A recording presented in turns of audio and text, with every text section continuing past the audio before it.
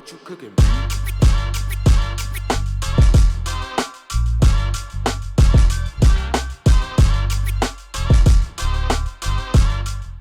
Welcome to Lend Me a Fiver podcast, where we have conversations with successful people who've had successful journeys. Make sure you subscribe and share this video with your friends, family, for regular content about people's journeys and how they got there. And also leave comments on what you want to see, what careers you want to see, and what you want to hear about. I want to welcome today's guest. He's an entrepreneur, best known as Flomsie. Do you know what I'm going to say? I think people generally rap along to the song Drake Started From the Bottom, you know. There's bare people that rap along to that song, but I feel there's certain people that can really rap along. They can rap along and feel every single lyric. Because I know you're definitely one of those people. You've got a number of ventures, businesses, ranging from property development, recruitment, cryptocurrency. And you're an inspiration to so many people, which is demonstrated in your Snapchat and how many people follow you and forward and screenshot what you have to say. It's fair to say there's not many cars that you haven't driven. There's not many luxuries that you haven't experienced. You're making me blush. This is the intro. It always gets like this. There's not many luxuries that you haven't experienced. But yeah, you didn't have a wealthy upbringing. Tell us a bit about how you got there and kind of from school days and how you were raised, so we can kind of just get a picture of your journey. All right, so I was raised in a place called St Paul's Cray, okay. Which is in a place called Orpington, so just outside southeast London. They used to call it Greater London. So yeah, I was the only black kid in school. My mum, I was raised in this area, and so I was the only black kid in the area, really. Yeah. And from a young age, my mum, it's only now that I'm older, because my mum sent me to a school in a place called Farnborough.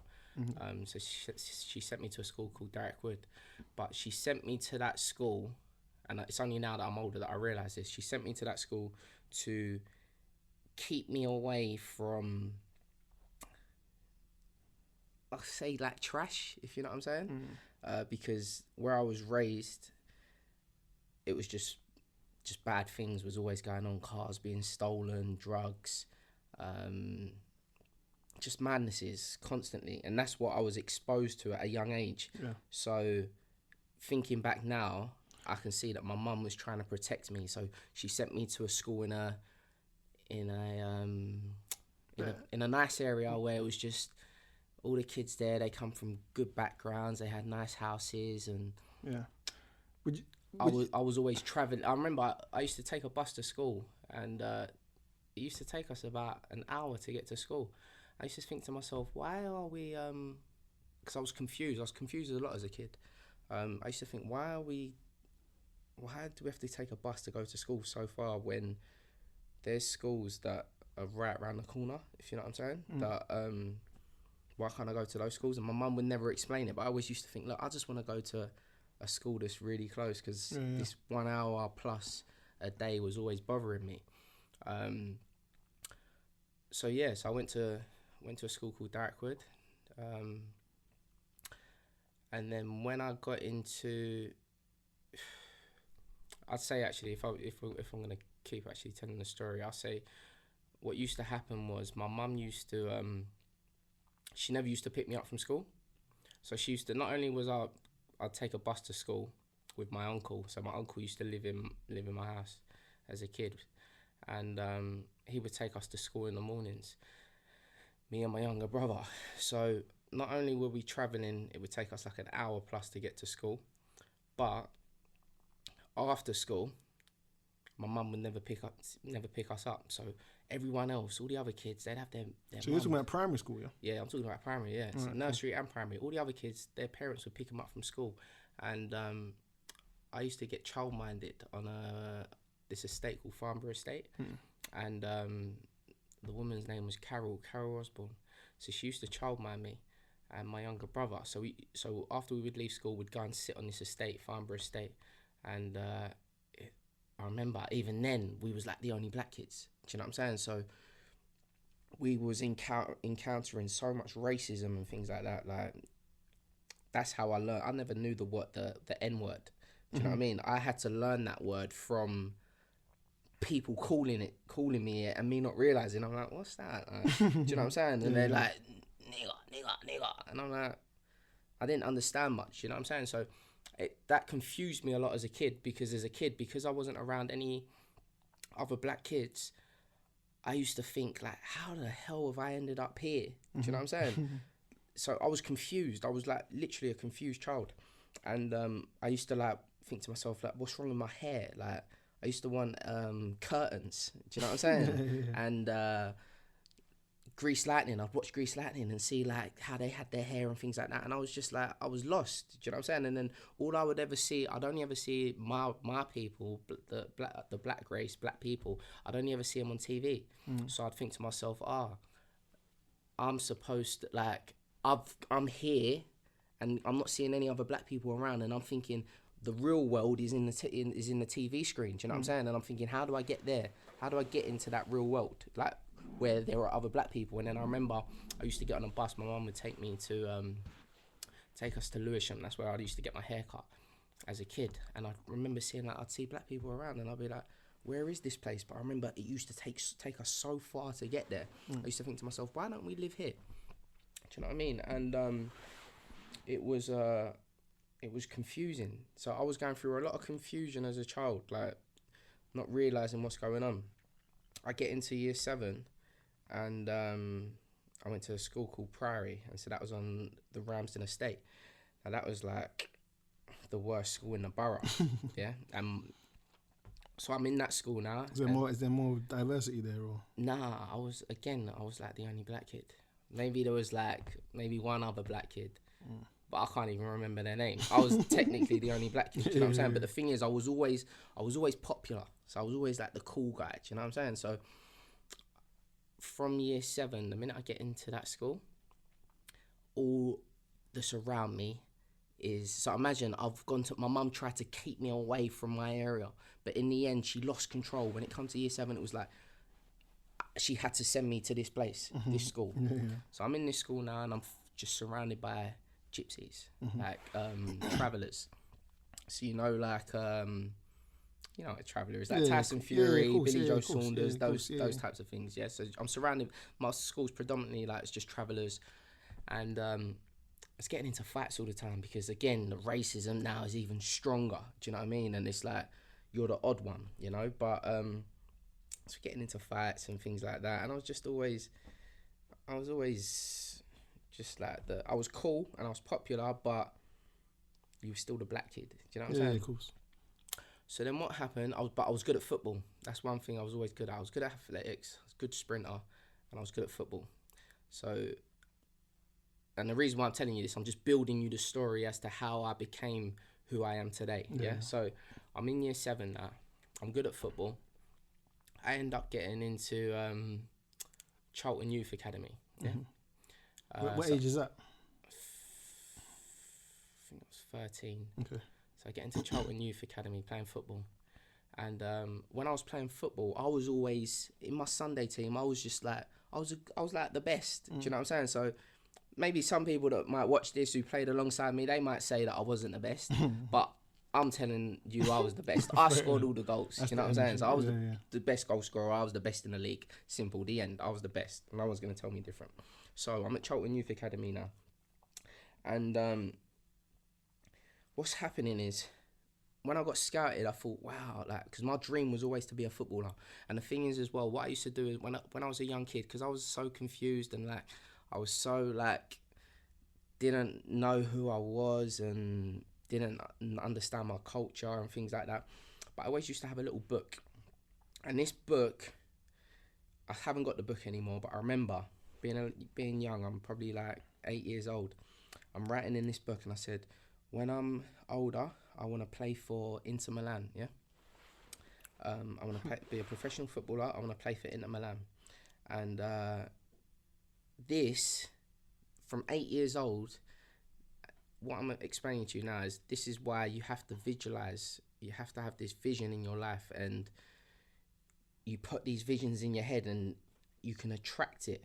You can just attract things to you. Do you know what I'm law saying? of This is like the attraction, whole law of attraction thing, the Yeah. secret, blah, blah, blah. But way before I even knew about the secret or the law of attraction or anything, I, at 8 years old, had this vision, seeing myself doing certain things at the age that I am today. So I'm 32 years old now. So my whole life, I saw it when I was a little kid. As crazy as it sounds, I saw it as a little kid. So I had this book. I remember I wrote this message in my book. I said, when I'm older, I want to play for Inter Milan. Yeah. And the reason why that was because at the time, R9 Ronaldo was there. Do you remember? Yeah. course, So So when Ronaldo was there, he was He was on fire, He was the best in the world, He's- R9. So I yeah. wanted to be him. Do you know what I'm saying? So I said, I want to play for Inter Milan. So I write this message. I kept it under my pillow. I always used to keep it under my pillow. I'd go to sleep with it. And so I'm 8 years old. Next thing you know, 5 years later, I get scouted for Charlton. In the end, I go on trial, and they took me on, so they signed me. And I remember being there, and this is when I first realised about magic, if you know what I'm saying. This is when I knew that I had some sort of power, and that I could attract things to me. Because I remember once we was training, Charlton Youth Academy, they had this contract with Inter Milan, Youth Academy, meaning that players at Charlton were allowed to go and play for Inter Milan. Okay. So I remember being 13 years old thinking, what the fuck? There's a Charlton Inter Milan connection. I'm like, this was my dream. I want to play for Inter Milan. So I'm like, how did that happen? Do you know what I mean? So I'm thinking, that's weird.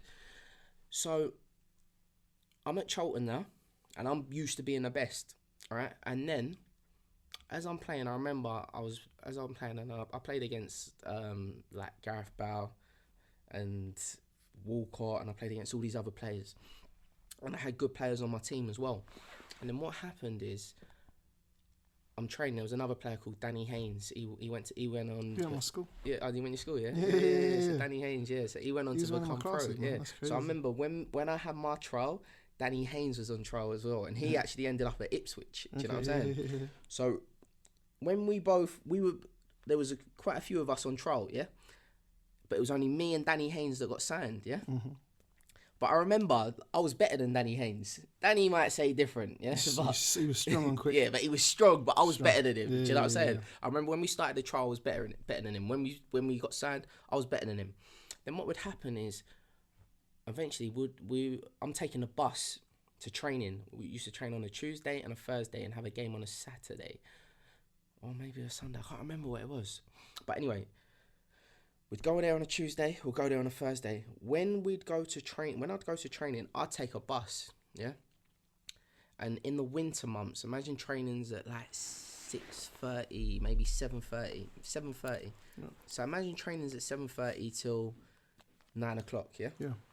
And I'm taking a bus there. And everyone else in my team, I'm the only one taking a bus. Everyone else in my team, their parents are taking them to training. Do you know what I'm saying? Their parents will be waiting for them whilst they're training, things like that.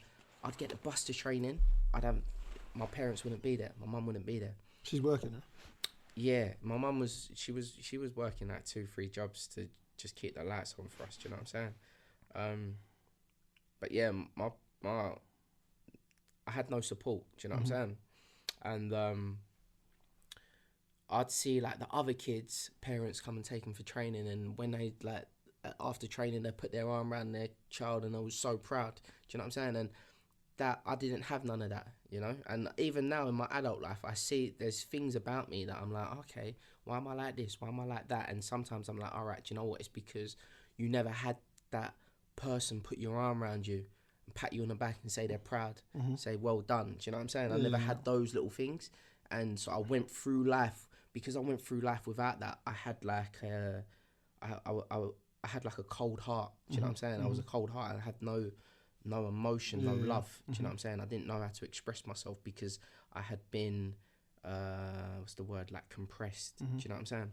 So as I'm going training all the time and I'm just taking a bus there, I'm taking a bus back, and it's cold, it's the winter months. Imagine I'm 13 years old taking a bus by myself, and I'm just thinking to myself, this is long. I can't.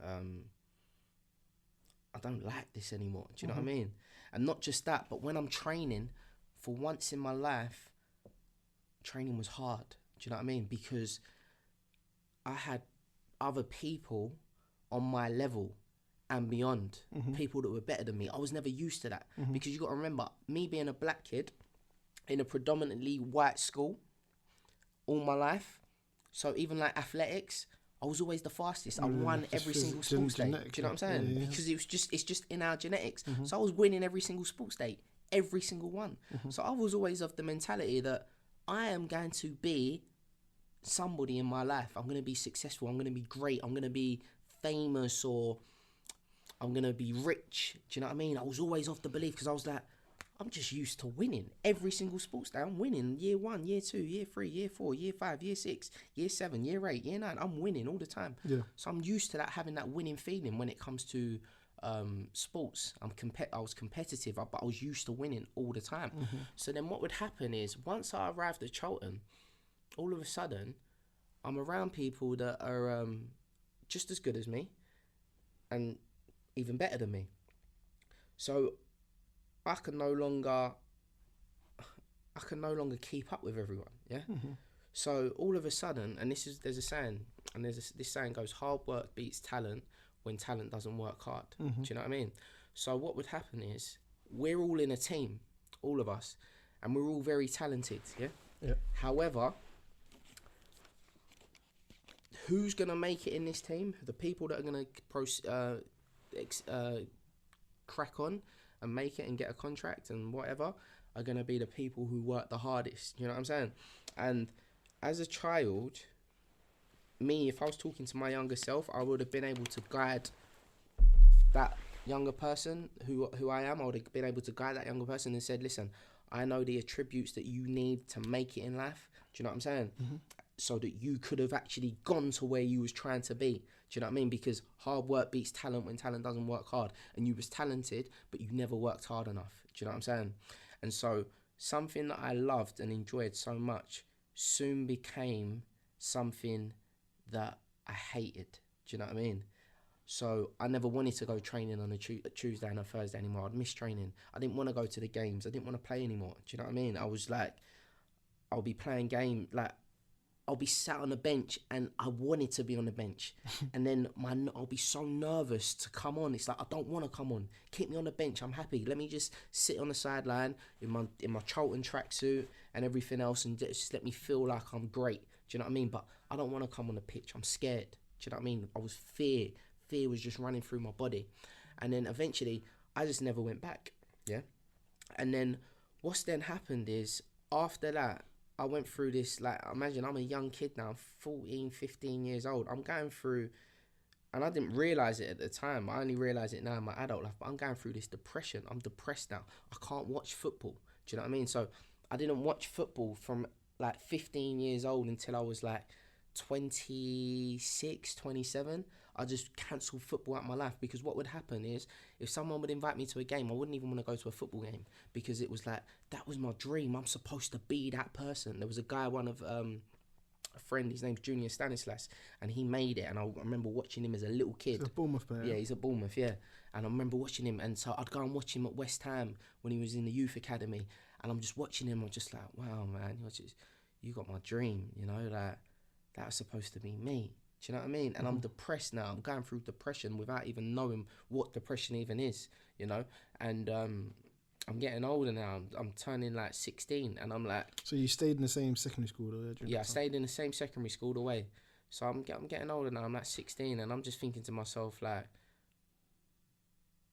I don't want to play football anymore. I'm just done with football. Done with it. And I thought to myself, but don't worry, I'm still gonna make it in something. So I thought, yeah, I'm gonna be a rapper. That's what I'm gonna do. I'm gonna start rapping. I'm gonna do that. I remember there was these guys at the time that were friends, still friends. I don't talk to them too much anymore, but listen, I'd still always have mad love for them. The New Brand Flex. Yep. So like Sass Killer, Boya D, Lickle P, even Rebla, your brother. And I remember at the time, like these were like the older guys. They always used to like look out for me, sort of thing. And I remember... Is this college days or still school? This is still school. Yeah. So I was always one of them people, even though I was at the Priory and that, I've always been known how to get into people. I've always known how to just get in the mix, like just get people's attention. I've always been like a worm. I can just slide my way into things. Do you know what I'm saying? So so I remember when I've stopped playing football, and I've said to boy, I said, I'm not playing football no more. And he said, what? I said, yeah, I'm done with football. I'm not playing. He said, no, you can't be done with football. You need to stick at the football. You need to make it. I said, no. He said, so what are you going to do then? I said, oh, I'm going to be a rapper, innit? I'm going to start rapping, you know what I'm saying? And he said, no, bro, trust me. Stick with the football. I'm like, no, I'm done with football. I'm not playing no more. The end, I'm going to be a rapper. And so I remember, like, in the end, I've ended up getting into college. I've gone to Orpington College, obviously, where you went. We went together. Do you know what I'm saying? So I'm 16 years old now. I'm in college. I remember at the time, so me and Tiny Temper, we were friends, yeah? And... Did Tiny go open for it? No, Tiny didn't go Orpington. Tiny went... SFX. SFX, yeah. So Tiny went SFX. And...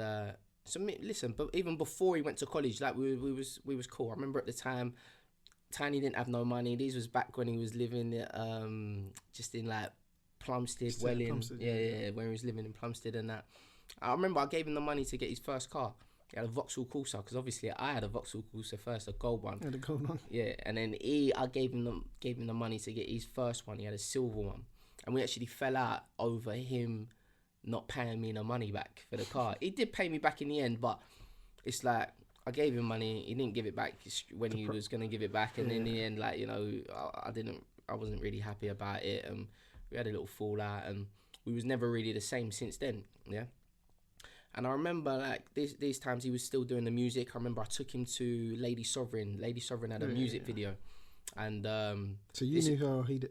I knew Lady Sovereign, so I was around Lady Sovereign at the time, because like I said, I was always good at getting in with people. I remember being like even Lady Shasty, like, because I was always I was like a little computer guru, like a little computer geek. You know what I'm saying? I'm good on like MSN Messenger, MySpace, all of that. So I just knew how to get into people. So like Lady Sovereign was my friend. I remember I used to, being like 15 years old, I used to go to the studio with Lady Sovereign.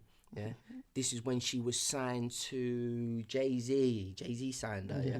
So I used to go to the studio with Lady Sovereign, and she would just be in the studio recording. I'd just be sitting there, and I was like, I was so admired by it. Do you know what I'm saying? And like the music label, they used to send the Mercedes Vito to pick her up. The studio was in Bethnal Green. And the Mercedes Vito would come and pick her up. And I remember she'd send the Mercedes Vito to pick me up as well. Do you know what I'm saying? So I'm thinking to myself, like, wow, I'm around she's going to be famous. You know what I'm saying? At the time, she was big, on her way, Big, so I'm like, and I'm her friend. You know what I'm saying? And it's funny, actually, because she messaged me on Instagram not too long ago. Oh, is it? Seriously? Yeah, What's she doing now? I'm not too sure, man. She got a still big following, or? I'm not too sure. You know, like with the music and that, it's like, listen, it's a short career. Yeah, one minute you're hot and the next you're not. Yeah, I'm not slagging them No, off or anything, it's a short but I'm career. just saying, it's short. You know, like even like these American artists, like it takes a lot to be a Jay-Z and actually be a pedigree. But if you think about it, the reason why they've got longevity is they reinvent themselves. Labels, clothing brands, sports, like they kind of. Jay-Z's not a rapper. Right, you know what I'm saying? He's a rapper, but he's not a rapper. Like he's kind of, he's got different, same with Diddy, right? They're only relevant because they keep reinventing themselves. But so we go back to that Lady Sovereign and college so I'm in the days. studio with her. I'm going to studio with her, and I'm just like, this is amazing, man. And then at the same time, I'm friends with Lady Shasty as well, yeah. And she had a music video called Step Back. That was one of her first ones. It's called Step Back. And I remember she invited me to that music video. And I remember at that music video, because I'm the one that's friends with Shasty, I'm the one that's friends with Sovereign, and I'm like, I'm going back to Boya D, Sass, Tiny. I'm saying, look, these are my friends. They're about to blow. Look, yeah, I'll bring you with me. Let's go to the video shoot. So I took Tiny to one of the video shoots, Lady Shasty's launch party. I remember she invited me to it. Imagine I'm like 17 years old. And this is why a lot of the time I don't really drink alcohol. And what happened is I went to this launch party, Shasty's launch party, and I remember like Kano was there, yeah. And imagine I'm 17 years old, and I'm like, Kano, you know, like, you know, it's K-A, where I play, and oh, you know what I'm saying? I'm like, this guy's a legend, like, this is Kano, you know what I'm saying? So I remember Kano was at the launch party, and I'm just thinking to myself, like, imagine I'm living like a dream still, like, this is my dream, and I'm around these people. And I remember at the launch party, I got drunk, and so I imagine it was on JD and Coke. And so I don't drink JD and Coke. And the reason I don't drink JD and Coke is because every time I sip it, it gives me a flashback to when I was 17 years old, and I drank it too much, and I got drunk, and I kept throwing up. I remember leaving the launch party by myself. I got a bus home. I keep throwing up. And then what I used to do is I had to go to... I ended up having to go to hospital because I kept throwing up, and they put an injection in my bum. Yeah, no, too much. And I don't know what it is, but they put an injection in my bum, which is to stop you from whatever. Oh, you probably had alcohol poisoning, probably. Who knows what it was, but I had an injection in my bum, not in my bum cheek, sorry. And so I had an injection in my bum cheek, and from there, now every time I drink JD and Coke, it makes me think back. So anyway, let me go back to the Tiny story, because that plays a bit. That's like another milestone in my life. I got all these little milestones in my life which got me to where I am today. So I was playing for Charlton. Hard work beats talent when talent doesn't work hard. I didn't work hard enough, so I didn't make it. Okay, push that to the side. Then friends with Tiny, we're close. Tiny's doing this music thing. I'm doing this music thing, Rebler's doing the music thing, Sass is doing the music thing. Boy, we're all doing it. I'm sitting there thinking, yeah, I'm gonna be a star. Next thing you know, I'm thinking to myself, you know what? This music thing doesn't make sense. It's not gonna happen because the industry will not, the system will not allow it. Police are locking down everyone's shows. I'm thinking this music thing's a waste of time. Yeah. These times you got Skepta. I remember Skepta, he had his email address. He was a DJ at the time. Yeah, he was a DJ. So his email address was DJ_Skepta at hotmail.com. I remember there was Chipmunk. I remember I was chatting to Chipmunk when he was like, he was 13 years old. I'm older than him. Do you know what I'm saying? I'm chatting to Chipmunk, Ironic, Skepta, all of these people in the scene. And I'm just thinking to myself, you lot are all mad. Like, this music game's like dead. You ain't going to go nowhere with it. Do you know what I'm saying? So, and I remember Tiny taught me such a lesson in life, because he's doing this music thing and I'm thinking he's going nowhere with it, and he's going to East London now. He's in East London all the time now.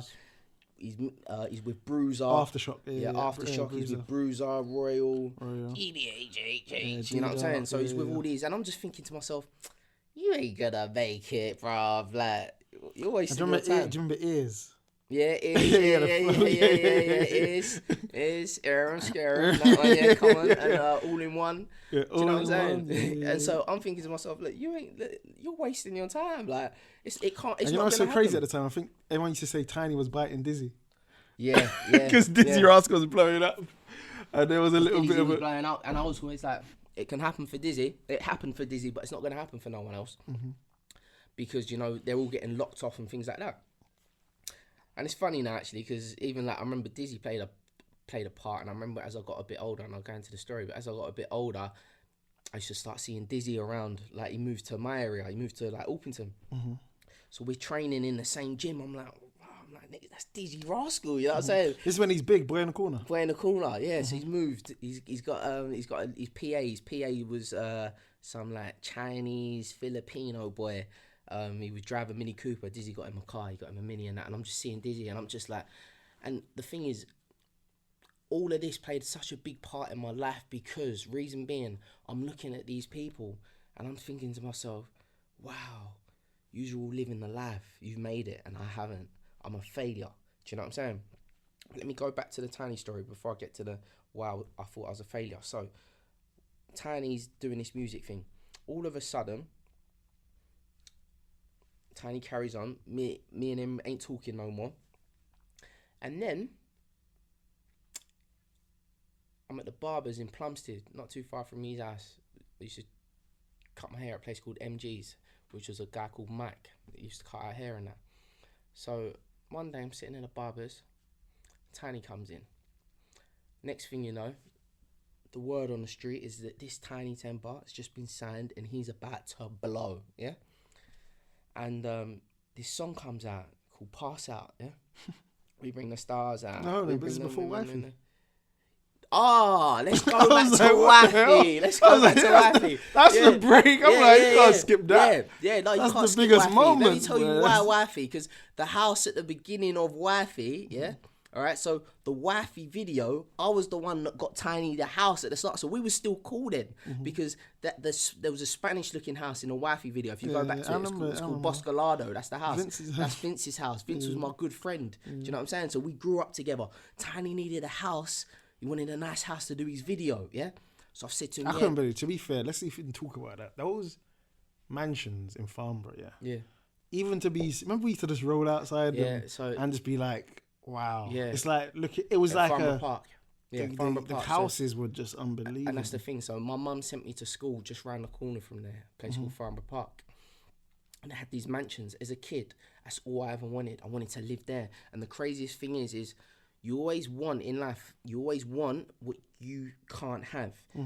Let me correct that. In life, you always want what you think you can't have. Because in this life, you can have anything. You can do anything. We're all human. We can achieve anything we want if we put our mind to it. Do you know what I'm saying? And so it's crazy now because now I'm at a point in my life where I can be like, you know what? If I want to live in Farnborough Park, I can live in Farnborough Park. Do you know what I'm saying? It's not a problem anymore.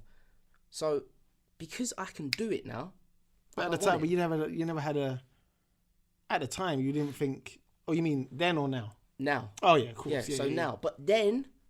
Back then, and remember, I went to school around the corner, so I was seeing them places when I was like 8 years old. Yeah. I remember being 8 years old, ringing my mum, all right, because I'm thinking to myself, why do we live in this area? Like, why are we even living here? I remember I'd always see big houses and be like, Mum, let's move there, let's move there, let's move there. And she'd always be like, no, we can't. She would never explain to me why, because my mum never used to speak about money. So I used to think to myself, Mum, why are we living here? So I actually thought my mum just didn't know how to move into one of these houses, one of these big houses. Because what kind of house did you have? So we started off in a place called Selwyn Place, yeah? And that was, it was like a 2-bed flat, and there was like... A high rise or... No, it wasn't. It was like a little estate in St Paul's Crate, yeah? And there was like my mum, my uncle, my auntie, my older brother, my younger brother, and me. So there's like 6 of us living in a 2-bed flat, no beds, just mattresses on the floor. Do you know what I'm saying? And that's how we started off. And then we moved to a house. My mum was able to get a mortgage. She bought a house for like 80 grand, yeah? And that was in St Paul's Crate. That's where I grew up. It's a 3-bedroom house. And even then, we would have my mum, my auntie, my uncle. We would always have like loads of us just living in this house. Do you know what I'm saying? And my mum, my mum used to work in town in London. I think she was like a research worker. I never really used to know what mum used to do. Do you know what I'm saying? But she wasn't a sex worker. It's important. but yeah, so anyway, she weren't that. So anyway, but I don't know what she exactly used to do. And the thing is, my mum as a young kid, my mum was fostered. She was like fostered as a little child. So my mum can't, like, we're Nigerian, but my mum can't speak Yoruba. Do you know what I'm saying? Only my dad can speak Yoruba. My dad never really played a strong part in my life. Do you know what I mean? Listen, there was at one point, me and him, we didn't talk. My dad lives in America now, but we didn't talk for like 10 years. Do you know what I'm saying? He never really played a strong part in my life. So I can't speak Yoruba. And it's only now as an adult that I sit there and I think to myself, you know what? You are actually like, I won't say a waste man. You're not a waste man, but you're washed up. Do you know what I'm saying? Because you don't know your culture. Yeah. Do you know what I'm saying?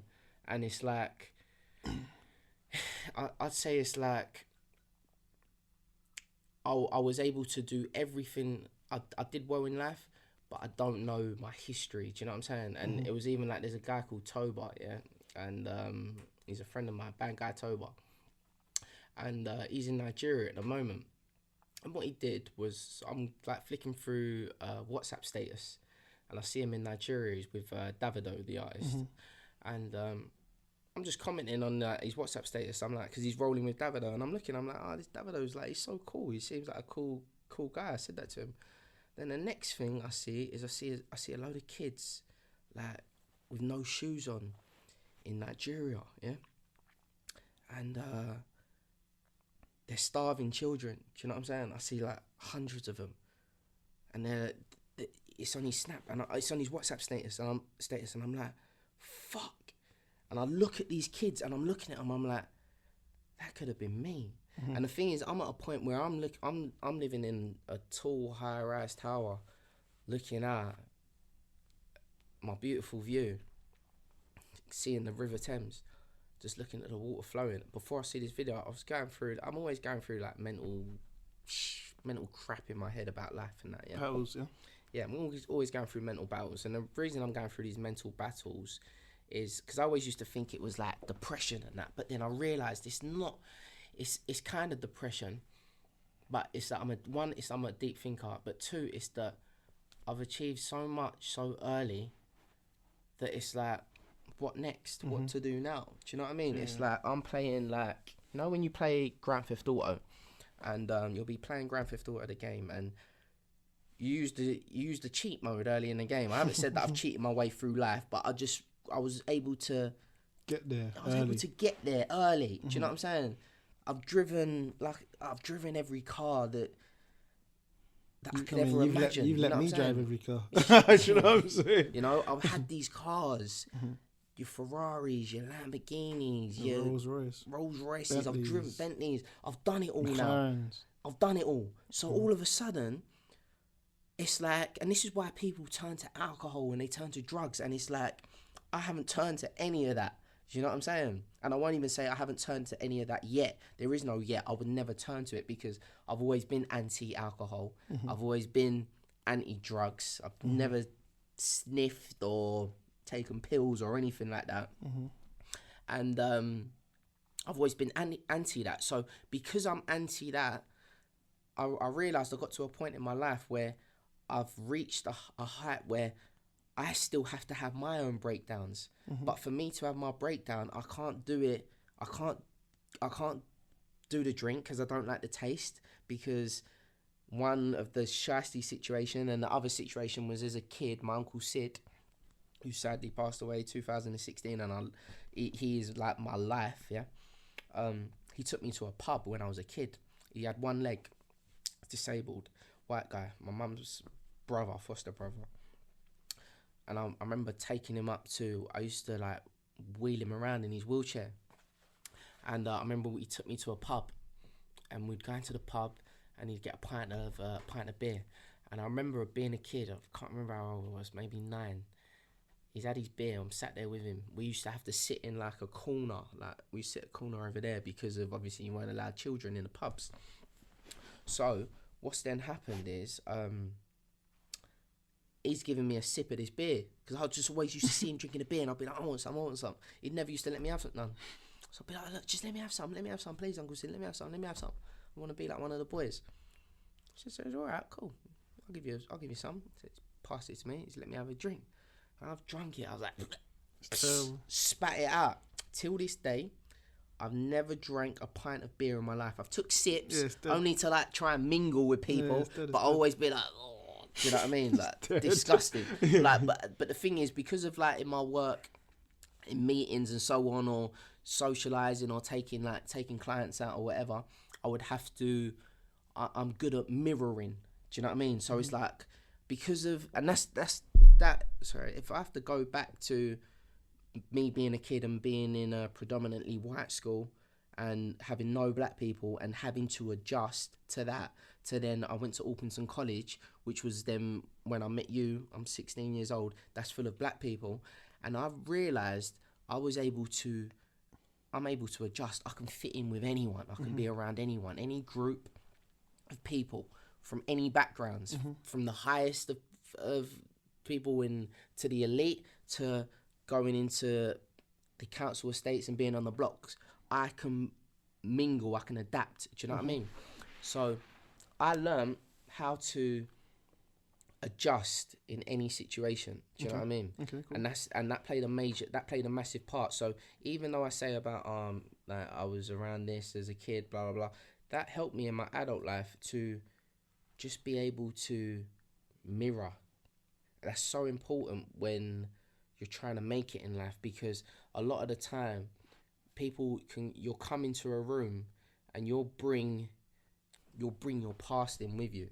You'll bring your issues, you bring your problems, you'll bring your shit that's gone on in your life, and you'll just bring it into the room with you. And that's why there might be someone sat there or there, and you just don't know how to connect with them, yeah?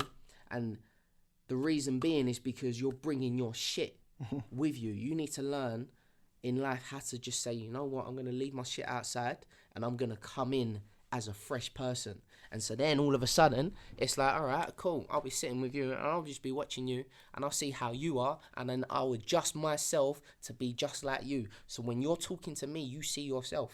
Do you understand? And because of you see yourself, that means that you're like you'll crack on, you like each other. Do you know what I mean? And it's not being fake, or it's not tricking someone, but it's just understanding how to take yourself out of your body and put yourself in someone else's. Do you know what I mean? And this is like, when I'm talking like this is like mad, because I used to read a lot of books, psychology, 48 Laws of Power, especially. 48 Laws of Power is like my Bible. So it's like, always say less than necessary, conceal your intentions. Your name is everything. Guard your reputation. Do you know what I mean? Guard your reputation. Your name is everything. Guard it with your life. Do you know what I'm saying? There's a book called The 48 Laws of Power by Robert Greene. So I was So let me now go back to Tiny. Yeah, okay. Not that this whole thing is about Tiny, but I just need to get through that bit. So, because of what he taught me, and this isn't me saying he actually spoke to me and taught me this. It was what I picked. It's what he taught me. So we're in the wifey video's done. Obviously, I sorted out that whole video for him. We fell out after that. Next thing you know, they're saying about this Tiny temper, he's about to blow, blah, blah, blah. He now brings out this song called Pass Out, yeah? And the song just blows. Huge, yeah. Disgusting, it blows. He now is bigger than Dizzy Rascal, okay? He is like everyone's going on about him. Rewind magazine, everyone, Tiny temper, Tiny temper, Tiny temper, Tiny temper. And I'm just reading it all. I'm seeing it all. And it's not that I'm a hater. I'm not hating him. I'm hating myself, because what's now happened is I'm like, shit, this guy has just made it. I doubted this guy. I thought it was never going to happen. He's just made it. Now I'm sitting in the barbers. I've took the bus to the barbers. I'm sitting there waiting for my haircut in a queue. All of a sudden, Tiny walks through the door. Boom, Mike lets him cut in front of everyone, puts him in the seat. I'm looking, I'm like, Mike. Mike's like, yeah, no, he's booked. I'm like, but you don't do booking. Do you know what I'm saying? So he's cut his hair. I'm looking at him now. He's got this aura around him, okay?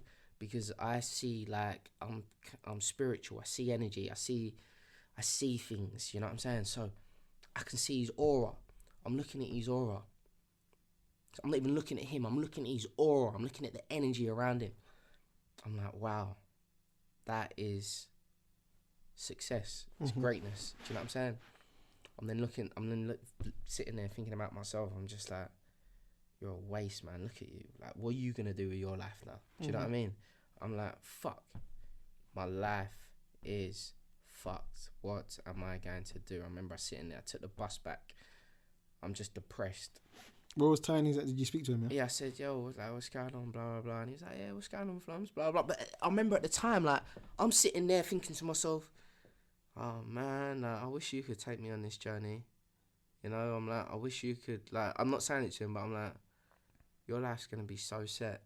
And my life is like, what am I doing with my life? Where am I going? Do you know what I mean? Everyone wants to know you now. Do you know what I'm saying? But I knew you before any of this. Yeah, do you know what I mean? Like, I was your genuine friend. Everyone wants to be your friend now. Do you know what I'm saying? And I'm not hating on him, but I'm just hating on myself. Do you know what I'm saying? And I'm just thinking, what am I gonna do with my life? And even at the barbers, like, it was just like, oh, what's going on, Flums? But it's just like, yeah, you know, like, we ain't cool no more. Yeah, like, course, not yeah, beef, but it's like, you know, we're not cool no more. Like, yeah, of course. I'm tiny temper now. Like, Yeah. you're Flums. Like, you're here now. Yeah, do you remember Flums? You used to be above me. Like, yeah. But now, yeah, the table's turned. Do you know what I'm saying? That's how it felt. And so I just remember just thinking to myself, fuck, like, what am I going to do with my life? What am I going to do with my life? And so, what's then happened is I'm going home. I'm using MSN Messenger. Yeah. Still college days, yeah. Yeah, still college days. I'm using MSN Messenger, and there's a guy who basically just contacted me on Facebook. Facebook. Or was it Face? Yeah, Facebook. Yeah, it was back in the day. Facebook. Yeah. Old school. Yeah, Facebook. Or it might have been Facebook actually. It's 2017. I think it was not 2017. 2007 maybe. Yeah, 2006. 2006. Yeah, it's 2006. Facebook's just arrived. Okay, I'm on Facebook. Okay, it took me long to get on there. I think it's 2006. Was Facebook out in 06? Was it out in 06? You know, 05 it was out. Yeah. So 06. Yeah, because when new things come out, I never jump on them straight away. It always takes me a year because I'm always like, I'm not jumping on that. I'm anti everything. You know what I'm saying? So I jump on Facebook late. So now I've jumped on Facebook. I'm like, okay. I'm posting up pictures of myself. Like, I've got like a little Stone Island jacket. Think I'm the bit of the man. Do you know what I mean? I'm just posting up pictures. I don't look like I'm doing well, but I look like I'm doing all right. Do you know what I mean? Because if you got to use Facebook to get girls and things like that, so you got to have a couple nice pictures. I had a Stone Island jacket. It was a nice little Stone Island jacket, you know. So that's my pride and joy. And so then what's happened now? And this Stone Island jacket, I still have it till this day.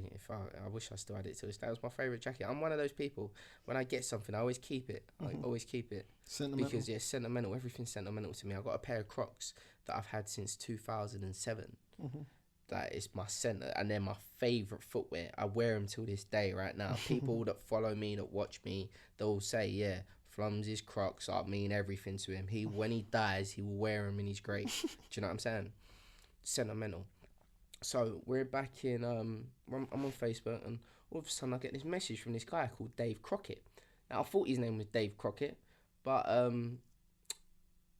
his name wasn't Dave Crockett. Because Dave Crockett is actually some famous thing. Have you heard of the name Dave Crockett? All right, if you Google it, it's some name Dave Crockett. You heard of Dave Crockett? All right, well, Dave Crockett is like some famous person anyway. But I thought his name was Dave Crockett, but he's not. His name was actually David Roberts. So anyway, this guy messages me on Facebook, and he goes to me, he goes, like, he's just talking to me. He's like, what are you up to then? What do you do? Blah, blah, blah, yeah? He just wanted to be my friend. On Facebook? On Facebook, yeah, wanted to be my friend.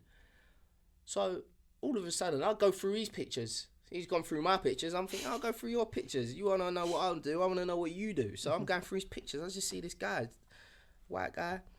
He's on yachts.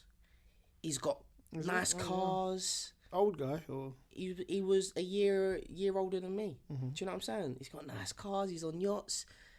I'm just talking to him on MSN Messenger. I'm like, yeah, I want to be your friend, mate. So I'm just chatting to him. And I'm saying, like, whose are these boats that you're on? Like, it's called a Sunseeker, which is a proper yacht. Yeah, you know what I'm saying? And the thing is, listen, it's a yacht. I go on nicer yachts now, but it was a nice yacht. Do you know what I'm saying? It was a nice yacht.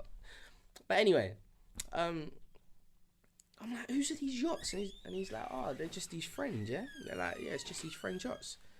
And I'm just like, wow, like, you are living the life, you know? So we're talking back and forth, talking. And then one day he says to me, do you read? Yeah. And I said, read? I said, nah. I said, I don't read. Like, I don't read. He said, you should read. I'm like, nah, reading ain't for me. The reason why reading was never for me is because my mum used to try and force me to read when I was a kid. And I was never interested. Like, because imagine when your parents force you to do something when you're young that you don't want to do, you're always anti it. Do you know what I mean? So because my mum always tried to force me to read, I was never interested in reading books. So I'm 17 years old. This guy, Dave Roberts, and he says to me, yeah, you should read. I'm like, no, I'm not into reading. He goes, look, go and buy this book and read it. It's called Rich Dad Poor Dad by Robert Kiyosaki. So I'm like, I don't want to read, but because this guy's on yachts and he's got nice cars and everything else, I thought, you know what, I'll buy the book, I'll give it a try, yeah? So I buy this book, and this book was called Rich Dad Poor Dad by Robert Kiyosaki. And it's a book that I recommend to a lot of people because, look, coming from the places where we're from, there is no one that ever gets... Well, there are, I guess, but people that actually make it out. But do they really come back and say, you know what, this is what you got to do, this is how you do it? You don't really see it. Or what happens is people make it to a level and then they think they're too good now. Mm-hmm. They think they're too good to go back and help the youth. Do you know what I'm saying? So people can't connect to those people because it's like, nah, them people ain't humble no more. Them people... But do you think sometimes it is the fact of if they go back, they could be looked at as stunting or they're victims? I don't think it's that. I don't think it's that. I'll tell you what, because I meet a lot of people that just like... They're just fake, man. Mm-hmm. Do you know what I mean? People don't care. Like, people don't care about other people. People only care about themselves. People, like, I understand that you should put yourself first, but to a certain extent, it's important to help people. That's what I've always said. Like, I've always told myself that because I've been so low in life before and felt like I had nowhere to turn to. Do you know what I'm saying? So it's so important to... It's important to go back, man. It's important to go back to your community where you grew up. And even then, like, I'm realising now, not just that, if I go back to the Toba situation, where I said I saw starving kids on his WhatsApp video, and straight away I said, fuck. And he said to me, look, he's just fed 300 kids, yeah? Starving kids. And he said to me, look, you should help. He said, these people, he said, you can make a difference, you should help, yeah? And straight away I said to him, I said, you know what? I said, I'll feed 500 kids. I said, you just fed 300. I said, I'll send you the money. I'm putting in the money. I put £2,500 in to feed 500 kids, yeah? And that gives them enough food for 3 weeks. So after I've done that, I've then said to myself, you know what? What I'm going to do is, because I've got a social media platform, because I've got a big following on Snapchat, I thought I'll do a snap and I'm going to let people know I've just put £2,500 in to feed 500 kids. Anyone else that wants to contribute, feel free. It costs £5 for £5, which will feed one kid for 3 weeks. So whoever wants to put money in, put it in. Even if someone just puts £5 in, that now means we can now feed 501 kids. So I've done that snap. All of a sudden, people just started messaging me. Bam, bam, bam, bam, bam. This person's like, yeah, I'll match you £2,500 in. They put £2,500 in. Another person's like, I'll put £500 in. They've sent that. Another person, I'll put £200 in. Another person, 150 here. Another person, 100. All of a sudden, we've raised like £7,000. That's in the space of like 24 hours. Less than that, 12 hours, £7,000 raised. I'm like, oh, like, because me, a lot of stuff don't really get to my head. I'm pretty humble, if you know what I mean. So I'm thinking to myself, wow, is that like, my platform can do that? Like in 12 hours, I just raised £7,000. Just like, I helped raise £7,000 just like that. I sent the £7,000 straight to Toba in Nigeria.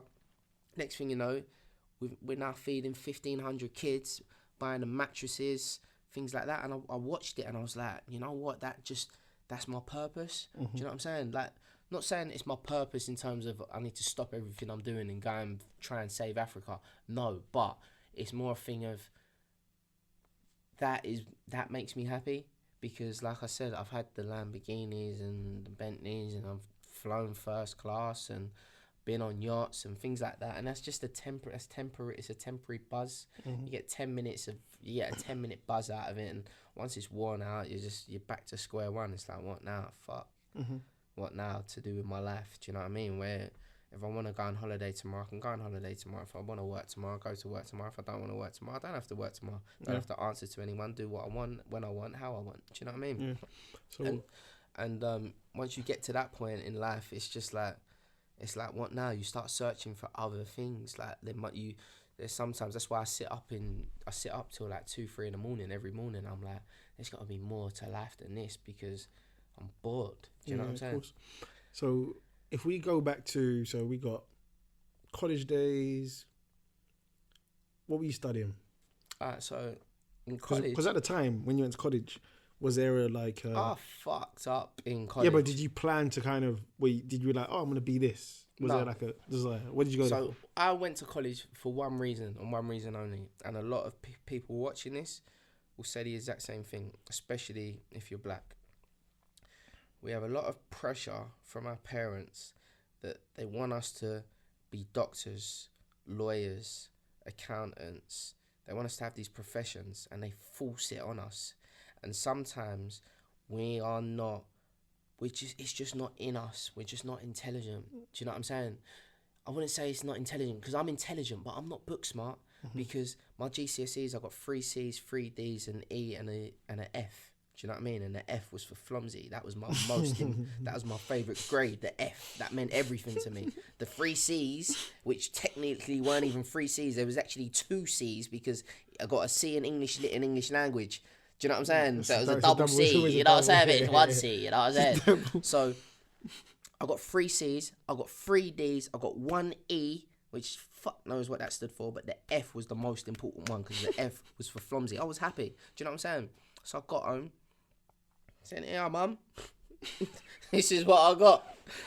My mum weren't impressed. You know what I'm saying? My mum weren't impressed. She was fuming with me. I'm thinking, what do you expect? What am I supposed to do? Like, it's just not me. I just can't do it. Do you know what I'm saying? But so I was supposed to she wanted me to get A's and B's, but it's like, that's just not me. So in the end, I've gone to college. When I've enrolled in college, I've had to do the maths again. Yeah. Because I was trying to do A-levels. Why was I trying to do A-levels? Because my mother was forcing me to. I wasn't doing A-levels. So at the time, you didn't really think, oh, I'm going to be this if I have to. No, I'm depressed. I'm a bum.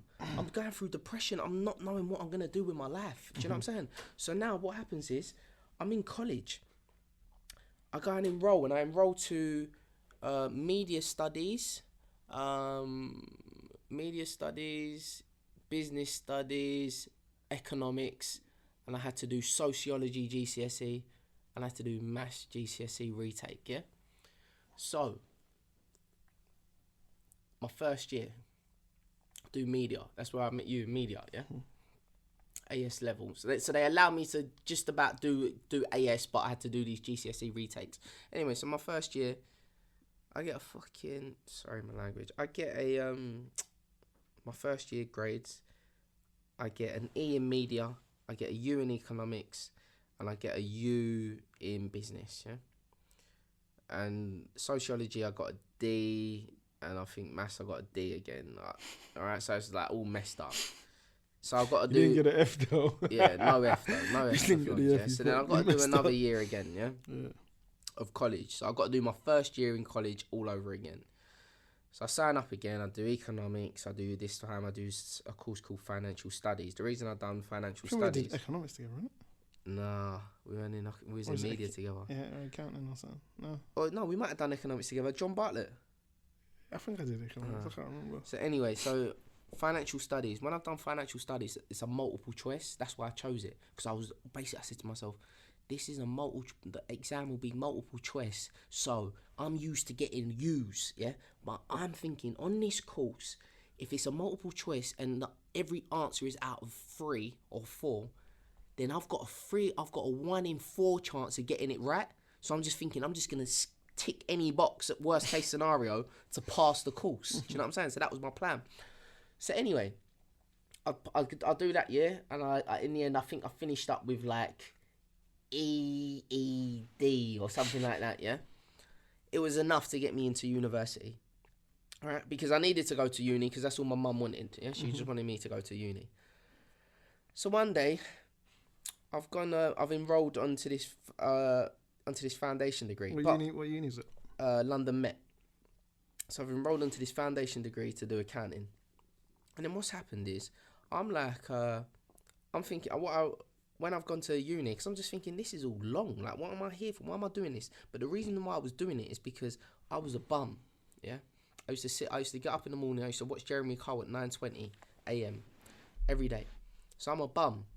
But college and uni allowed me to cover up the fact that I was a bum, because it made sure that I was in the system. I had to do something every day. Do you know what I'm saying? So it allowed me to stay in the system, to be doing something, because I didn't want to have to go out and face the world yet, because everyone else was going to face the world. They was getting jobs, 9 to 5s, things like that. They're facing the world now. They're facing reality. I was scared to face that reality, so I just kept signing on to any course that I could. I've done 3 years in college just to keep me away from facing the world, because I thought to myself, you know what, once I have to go out into that world, there's no U-turn. So now I'm 17 years old. I'm reading books. Okay, I read Rich Dad, Poor Dad. I'm learning how the rich live. I'm learning how the poor live. I can relate to the poor. I'm like, I need to get rich, all right? So then what I've done is, after I've learned how the rich live, I'm thinking, all right, I need to get around this life. How am I going to get around this? And this is going to sound nuts, yeah? It's going to sound nuts, but I realised that the only way that I could get into this, because I'm a black guy that's rejected, yeah? You're just rejected. You're black. You're just going through shit in life. So I'm thinking the only way that I can get into the rich dad life, yeah, is to go and find a girl with a rich dad, yeah? Because if I could get a girl with a rich dad to like me and be around that environment, then that will get me under the roof of how the rich live. Do you know what I'm saying? Yeah. So I've ended up getting a girlfriend. I've ended up getting with a girl who's got a rich dad. Okay? You just met her out. No, I'd actually known her sister since I was like 13 years old. So we'd all grown up together anyway. Yeah. Do you know what I'm saying? And then sides, and then I've ended up getting with a younger sister. Do you know what I'm saying? So once I got with a younger sister, I'm now in that household, okay? Once I'm in there, it's time to start learning. Do you know what I'm saying? All right?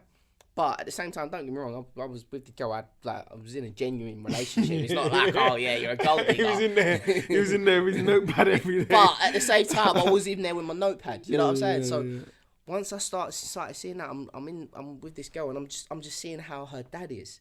I'm learning from the father, without even the father. I thought he liked me, but he didn't like me. But I'm learning a lot from how he lives his life, how he does business. I'm learning. I'm even seeing his traits in her, so I'm learning from her as well. Do you know what I'm saying? And I was with her for 3.5 years, and then after the 3.5 years, I had learned enough to basically go on my own mission, if you know what I'm saying. Yeah. But this time you're not even doing college. Do you have a job? No, so I'm not doing college. No, so what I'm doing is during that time that I was with her, so the dad always used to say, what does he do? Yeah. And these times I'm buying and selling on eBay. Yeah. And the way I got into the buying and selling on eBay is, so, and the thing is, the dad never believed her. The dad thought I was like a drug dealer. That's what he thought. But I was actually buying and selling on eBay. And the way I got into the buying and selling on eBay is, I'm at university. Bearing in mind, I went to London Met. I stayed there for a month. In the end, I was like, this ain't for me, because I didn't even understand it. I was doing accounting and finance. I was like, I don't even understand this. And I only took accounting and finance because you was taking accounting and finance. So I just thought, I'll take accounting and finance as well. I just didn't understand it. Bookkeeping, all of this. I was like, no, that's not for me. So I dropped out. So as I dropped out, I remember I went home. And I remember, let me tell you something else what I did. This is so important, and I need to explain this to the viewers, because there's a lot of people like me that weren't academically smart, and the teachers and parents and everyone else will make you think that because you don't get good grades that you aren't intelligent. Do you know what I mean? That you're stupid, that you're never going to be anything in life. And that's all that ever used to get drilled into my head. So I remember after I got my messed up grades in college, I went home. And before I'd even let my mum see the certificates, I got the certificates. I got a lighter, lit the lighter, and I burnt them. And I held it, watched all the flame go up, and I watched the flame go up. And once the flame got up, just before my hand dropped it on the floor. And that was it. And I said to myself, after I'd done that, I felt so good. I felt so good. It was so much weight off my shoulders. And the reason why there was so much weight off my shoulders... This guy's at lost cause. The reason why I thought... That's what I mean. I'm just a messed up in the head type of guy. Do you know what I mean? And the reason why I said... Why I burnt them and I had so much pressure off my shoulders is because I said, that was such a relief. Never, and this is a message I tell people, and I'm telling you now, viewers, yeah? Don't you ever allow a piece of paper to determine what you can or can't do in your life. Do you know what I mean? Because it's these grades, think of it. People allow a piece of paper to tell them what they can or can't do in their life. They allow a piece of paper to tell them that they can become a lawyer. They allow a piece of paper to tell them that they can become a doctor. They allow a piece of paper to tell them that they can work here or work there or whatever. And it's like, wait a minute, I'm not living my life like that anymore. Do you know what I'm saying? I'm living my life how I want to be. I can do anything I want. Yeah. And the thing is, it was reading these books, Your Rich Dad, Poor Dad, Your Think and Grow Rich by Napoleon Hill, Your 48 Laws of Power, Your Who Moved My Cheese by Dr. Spencer R. Johnson. Reading all of these types of books is what reprogrammed my brain into accepting that everything that I had learned in school and the system taught me was all bullshit to just lock me up into one way of thinking that I can't make it in life. Do you know what I'm saying? So just a quick question on that then. So what's your general thoughts, like, from today, like just in your mindset today, thoughts on education and university, if people want to like making this decision as to whether or not they should go to uni, whether or not they should do higher education or whatever? What's your thoughts on that? Listen, look, think of it like this. I say it like this. It's important. Education is important for the fact that you don't want to be stupid. Do you know what I mean? Like, sometimes I sit with people and I just look at them and I'm just like, you are dumb as fuck. Do you know what I'm saying? And I think to myself, it is school. Education allows you to get you up to a level where it's just like I can have a conversation. Do you know what I mean? So it is important in that way. I would never say, look, you know, if I had a child and they said to me they want to go to, would I want them to go to university? Listen, at the end of the day, if you haven't got, it's security. Do you know what I'm saying? It is security. But if you believe in yourself, if you truly believe in yourself and that you can be great, yeah, you don't need university. You don't need college. You don't need no grades. Do you know what I'm saying? When you truly believe that you are you are great, yeah? And that's how I program myself, where I would be watching Muhammad Ali every day, Muhammad Ali interviews, memes or whatever the word is, memes of pictures of like a little kid standing in a mirror with a boxing stance. And in that mirror, this is a little kid standing in the mirror with a boxing stance. In that mirror, looking back at him, is a picture of Muhammad Ali, which is basically saying, look, what matters is who you see when you look in the mirror. Do you know what I'm saying? See yourself as great. Do you know what I'm saying? So when you truly believe that, then it doesn't matter. Like, you can't have no silly little piece of paper, or you can't have no teacher telling you what you're gonna do with your life.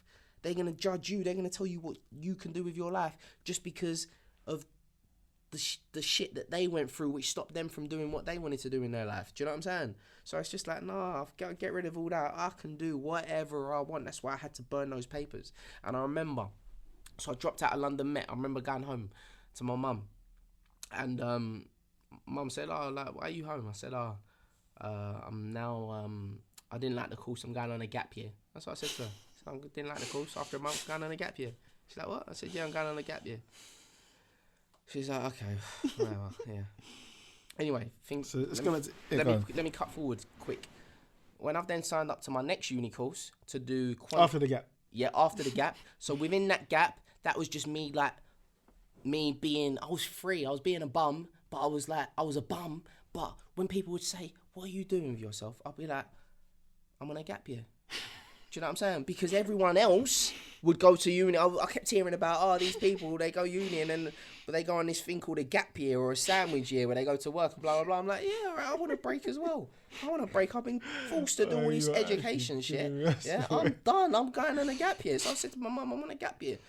These times, that's when I'm watching Jeremy Cole every day at 9:20 a.m. Yeah, I'm just enjoying. I got my feet up. Bearing in mind, remember, I was at uni for the month, so I got the student loan out of him. So I'm like, yeah, I'm sitting, I'm nice. I got a student loan out of him. I'm just sitting, I'm chilling now. I ain't got to do nothing. I'm on a gap year. Anyway, after the gap year is over, I'm like, shit, I've got to get back to uni now because I'm still a bum. I need to, I've got to keep myself occupied. I can't be a real bum when I've got to go and sign on. Do you know what I'm saying? So I need to get back to uni so I can get that student loan to get me through shit again. You know what I mean? That money's needed right now. So once I've gone to that uni, I'm in Greenwich Uni, but it wasn't Greenwich. It was Bexley College. I was doing another foundation degree, HND, Higher National Diploma, and it's in building studies and quantity surveying. So first year comes through. First year it's all assignments, no exams. So I'm like, good, cool. So I remember I'd done. My lecturer was a guy called Venkat. So I remember he's teaching me. He gave me an assignment for my first assignment. When he gave it to me, I didn't understand because I don't know. Maybe I don't know if I'm dyslexic or whatever. I don't know, but I've never done a test. But I'm sure there was something because I couldn't concentrate and. I don't know, maybe bipolar, I don't know, but I just messed up on the course. I got something. Yeah, there's definitely something wrong with me. There's definitely something wrong, but I've never been diagnosed. And these days I go online and I look up like disorders and that, and I try and diagnose what's wrong with me. So I'm like, yeah, I see a bit of bipolar in you. I see a bit of PTSD or something in you. I diagnose myself with all these things. So what's then happened is when I'm on this second course, I've done my first assignment, I messed it up, fucked it up. Am I allowed to swear on this? yeah, cool. Something well, you committed, bro. Okay, yeah, alright, cool. So I fucked it up. I fucked up my first assignment. So after I get another assignment, I'm just like, you know what? Doing these assignments is long. I just can't do them. But at the same time, I'm good on a computer. And these times I'm buying and selling on eBay, and I'll take you back to that story as well. But what I've then done is I've then said, I'm using there's a website called freelancer.com, and it's now called upwork.com, yeah? Still today? Yeah, to this day, it's called upwork.com, and it's a website which allows you to hire people like graphic designers, web developers, SEO writers. You can just hire people, and they're all over the world.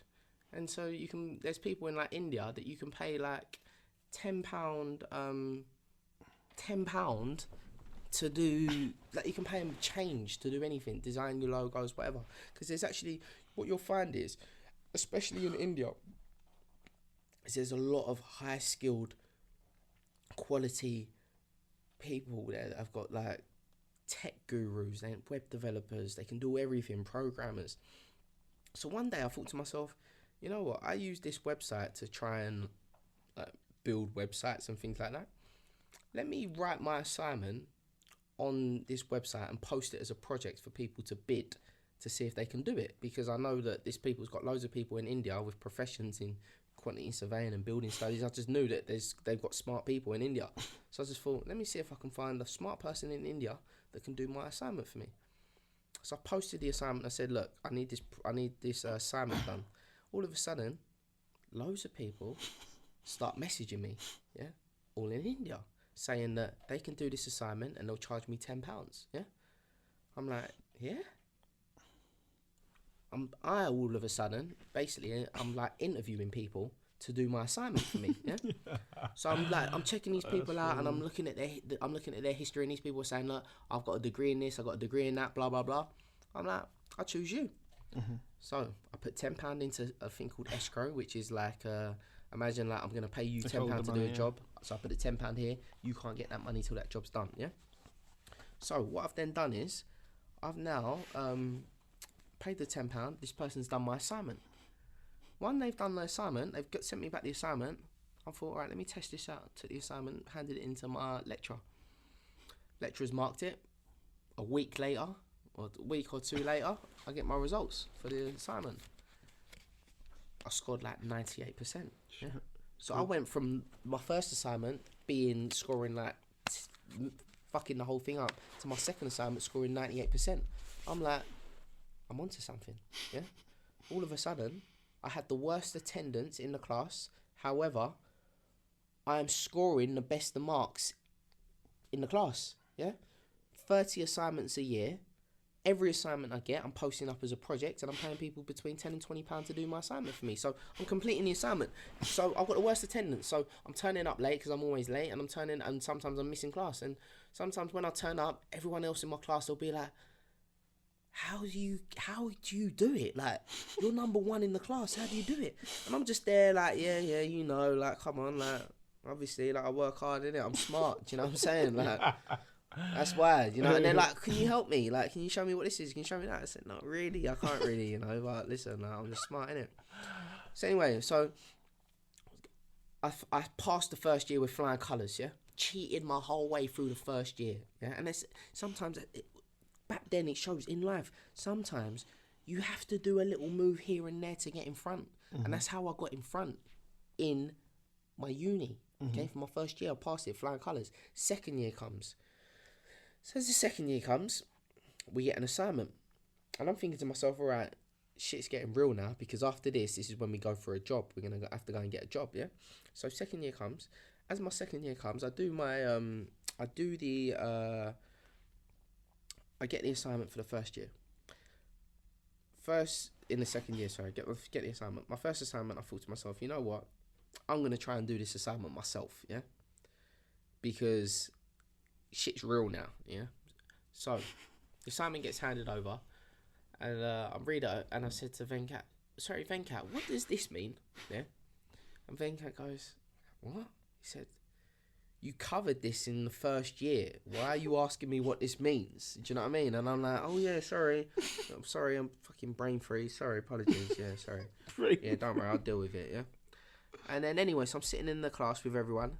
And then basically Venkat, and I'll never forget what he done. This is another milestone in my life. He said to me, guys, this is your second year. Once you complete this year, you all will be able to go out into the world and get a job starting at 30 grand a year. Yeah. And everyone in the lecture is all like, yeah, cheering, yeah. And I'll never forget it. And thank you, Venkat, for this. I promise you, thank you. You saved me, because I looked around the classroom, looking at everyone. Everyone's cheering. They're all happy. They all got smiles on their face. And I'm like, 30 grand a year. I'm like, I want a Lamborghini, purple Lamborghini, same one as Cameron from Dipset on the front of his mixtape cover. I'm like, to get that car, it's going to cost about 300 grand. So 30 grand a year is not cutting it for me, yeah? Bearing in mind, I'm like 21, 22, I'm like 20, 21. I'm like, that's not, probably 20. I'm like, it's not cutting it for me, 30 grand a year. And I thought, all right, cool, it's not that bad. I guess 30 grand a year, 10 years, I'll be able to buy the car. And then someone said to me, told me about, you got to pay tax, you got to pay all these things. And I'm like, what the fuck? You mean to tell me I'm not going to be able to get this Lamborghini until I'm like 30? I'm like, this don't make sense. I said, this does not make any sense to me. And I left uni that day, and I never returned. I left. I did not go back. Venkat scared the life out of me to tell me that I can get a job at 30 grand a year. I'm like, what the fuck? You should have told me that when I first started. I wouldn't have stayed here. What am I here for? I need a purple Lamborghini, and you're telling me I'm going to get a job at 30 grand a year. What the fuck? And I'm looking around, seeing all these other people, and I'm like, none of you, you're all weirdos. What the fuck? None of yous are like me. So I never went back. I was like, nah, avoid that. And the 48 Laws of Power teaches that as well. Avoid the unlucky and avoid the unlucky. And I'm not saying those people were unlucky, but I'm just saying, like, that just was not me. I shouldn't have been in that room anymore. So I didn't go back. I left. So I remember I went back home. I said to my mum, my mum's that way back. Same as like the first year. I said, Mum, I've dropped out. She's like, what do you mean? I said, I'm dropped out.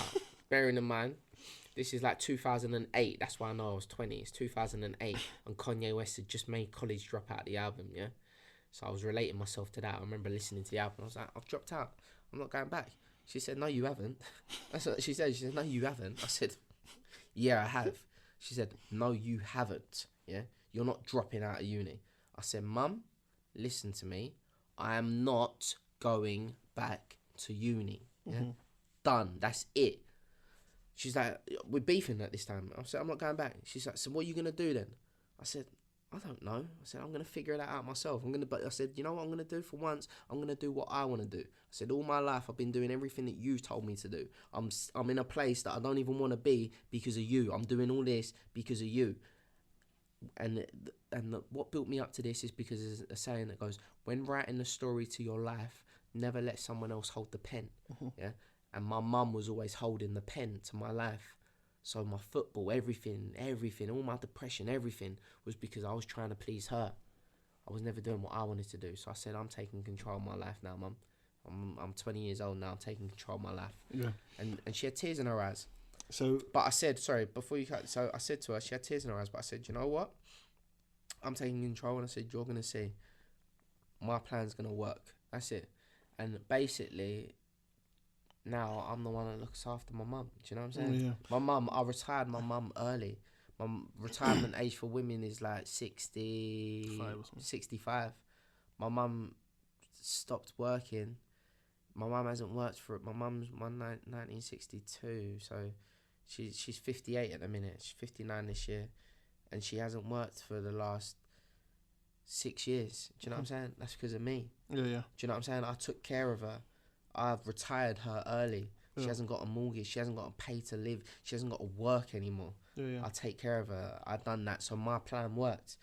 You know, and so if we go back, and I've done it all for my mum as well. That's the thing. It was like, listen, I saw mad shit growing up, man. So my mum through mad depressions, and my mum crying like in a room crying. I didn't see my mum through the teenage years. Like she'd come home, lock herself in a room, and that's it. And she'll cry, and I'll just be stood by her door, just listening to her crying, just thinking, I've got to sort this out. How can I fix it? I need to, do you know? So all of this was for my mum. My mission, my game plan was bigger than having flipping nice watches and chains and things like that. I didn't care about none of that. Mine was, I needed to first buy my mum's freedom. Then after I set my mum free, then it was about setting me free and buying my freedom. Do you know what I'm saying? So that's how it come. So obviously, I'm assuming you're still flipping on eBay. All right, yes, I'm buying and selling on eBay. So what made you get into that? Okay. What was your kind of thoughts there? All right, so basically, how the eBay happened was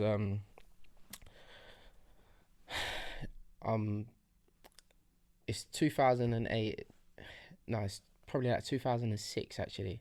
So there's a time where Ralph Lauren polo shirts are like the in thing, yeah? Everyone around our age group is wearing Ralph Lauren polo shirts. And the shirts were like £100 a shirt. And I didn't have £100 to just waste on or not even waste, to spend on a shirt. I didn't have the money, do you know what I mean? And I always used to see like Ralph Lauren polo shirts. I always used to see them as like as a way to get the girls, if you know what I'm saying, because you had to get a nice girl, you needed to dress good, things like that. So I always wanted, because at that age it's like, oh yeah, you know, it's about girls, you want to get a nice girl, blah blah blah. So one day I've gone on to eBay because I can't get a shirt. I'm looking for shirts. So I've gone onto eBay and I've come across this listing. And on this listing, it said 10 Ralph Lauren shirts for, I think, £230. And they're all multicoloured. Every single colour. So now I'm like, oh, that's all right. £23 a shirt, it basically means. So I thought, yeah, look, I'm gonna buy that. So I've done the order online for 10 shirts. And then after a few days, the shirts haven't come. So I'm thinking to myself, what's going on? Like, why has the shirts not come? Anyway, so I sent a message. I said, oh, like, what's taking so long? Why are the shirts not coming? And they said to me, oh, sorry, we're in, the shirts are coming from Germany. Yeah. So that's why it's taking a bit long. So I said, all right, cool. These times it's now 2006. I'm flying to Dallas, Texas, to my dad's. I'm going out to see my dad because my dad lives out there. So I'm flying out there to see him. I'm taking one of my friends, Empo, his name was. Oh, so you took him out to see Yeah. Took him out Empo, yeah. Me and Empo. So we've gone out there to see my dad. And when we got there, I'm like logging online again, messaging the seller, like, where are the shirts? Shirts still ain't come. Then one day I get a message from my younger brother, and he says to me, "Oh, you just had a package arrive." Yeah. I said, "Oh yeah." I said, "What's in the package?" And he said to me, "Oh, it's these shirts, yeah." I'm like, "Okay." And he said, "Look, I've opened the box, and my friend Scott, his friend Scott Clark, his name was. He said, "Oh, Scott's seen the shirts, and he's asked like if he could buy one." Yeah. So I said to my brother, "Yeah, like, go on then, yeah, sell him one." Like, my brother said, "Look, can I sell one?" So I said, "Yeah, go on and sell him one." So my brother sold him a shirt for £30. Once he's then sold that shirt for £30, he's the next day another one of his friends has come round the house, yeah. So my brother says, "Look, someone else is round now. Can I sell that one? Like, they want a shirt. Can I sell it?" I said, "Yeah, go on and sell it, £30. Bang, that's another £30. Next thing you know, so I'm out in Dallas for I think about 10 days. I come back and my brother's sold all the shirts. Yeah. So I've no longer got any shirts, but I got £300. And I'm glad, because going back now, and if I sit here now and talk about it, it's like, all right, what means more to you? Is it making money, or is it trying to get girls? Do you know what I'm saying? And I had that decision to make. Yeah. So that was the mentality. So I was like, all right, girls or make money. So I chose to make money. Yeah. All the shirts sold, £300. I come back, I got a £70 profit. So I'm like, oh, like £70 profit. That's all right. Like, I'm 18 years old. I'm thinking, if I can get like £70 a week, maybe £150 a week, if I can do that, I'm all right. I don't have to work. I don't have to have a part-time job. I'll have a part-time job, because at that age, that's when, you're getting a part-time job. You're working in your local shopping centre, Blue Water, whatever, just trying to get a job whilst you're studying and things like that. Do you know what I mean? So I'm like, all right, cool. I can actually turn this into an income. So once I've sold the first, so now I've gone back online, gone onto eBay, and I messaged the person to say, look, I want to buy another 10.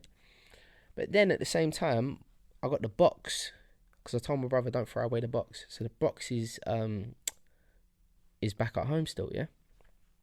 On the side of the box is a Chinese label. I looked at it, it's a Chinese label. I'm thinking, what's that? Like, why is there a Chinese label? This seller told me that the shirts are coming from Germany.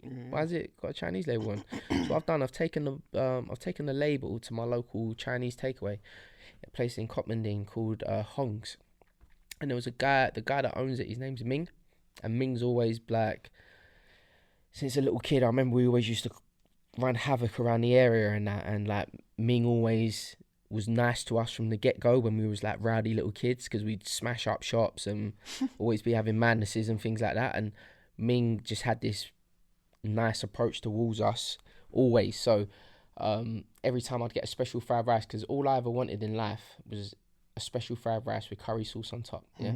So I always said to myself, look, as long as I have £3.50 to get a special fried rice with curry sauce on top, I'm good. Because Ming always used to give me a drink for free with it. Yeah. I'll never forget that. He always used to give me a drink for free. So that's all I ever wanted in life. It was just about having £3.50 to get a special fried rice with luxury sauce, with curry sauce on top. Because that was my luxury.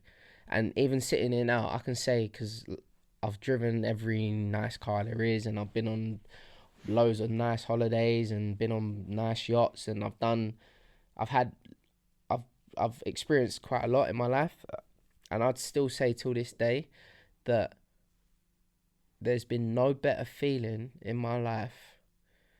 All these things, driving a nice car, whatever, none of them compares to how I used to feel when I used to have that special fried rice with curry sauce on top. Do you know what I mean? Because there was a time growing up when you haven't got any money. Do you know what I'm saying? And you haven't even got this. You haven't got the surplus to just eat special fried rice every day. So because I always wanted to have that £3.50 to just spend on special fried rice, it was such a luxury to me. Do you know what I mean? Yeah. And so that feeling there of just not being able to have something as much as I wanted it, and so that's how I always had this buzz and this luxury. With Ming, yeah. So Yeah, so I've gone to Ming's. Ming showed me the I've given the label to Ming, and then Ming's basically translated the address. So once he's translated the address, I've took the address, I've got it in English now. I've gone home, sent an email. Not sent an email, I've wrote a letter, yeah?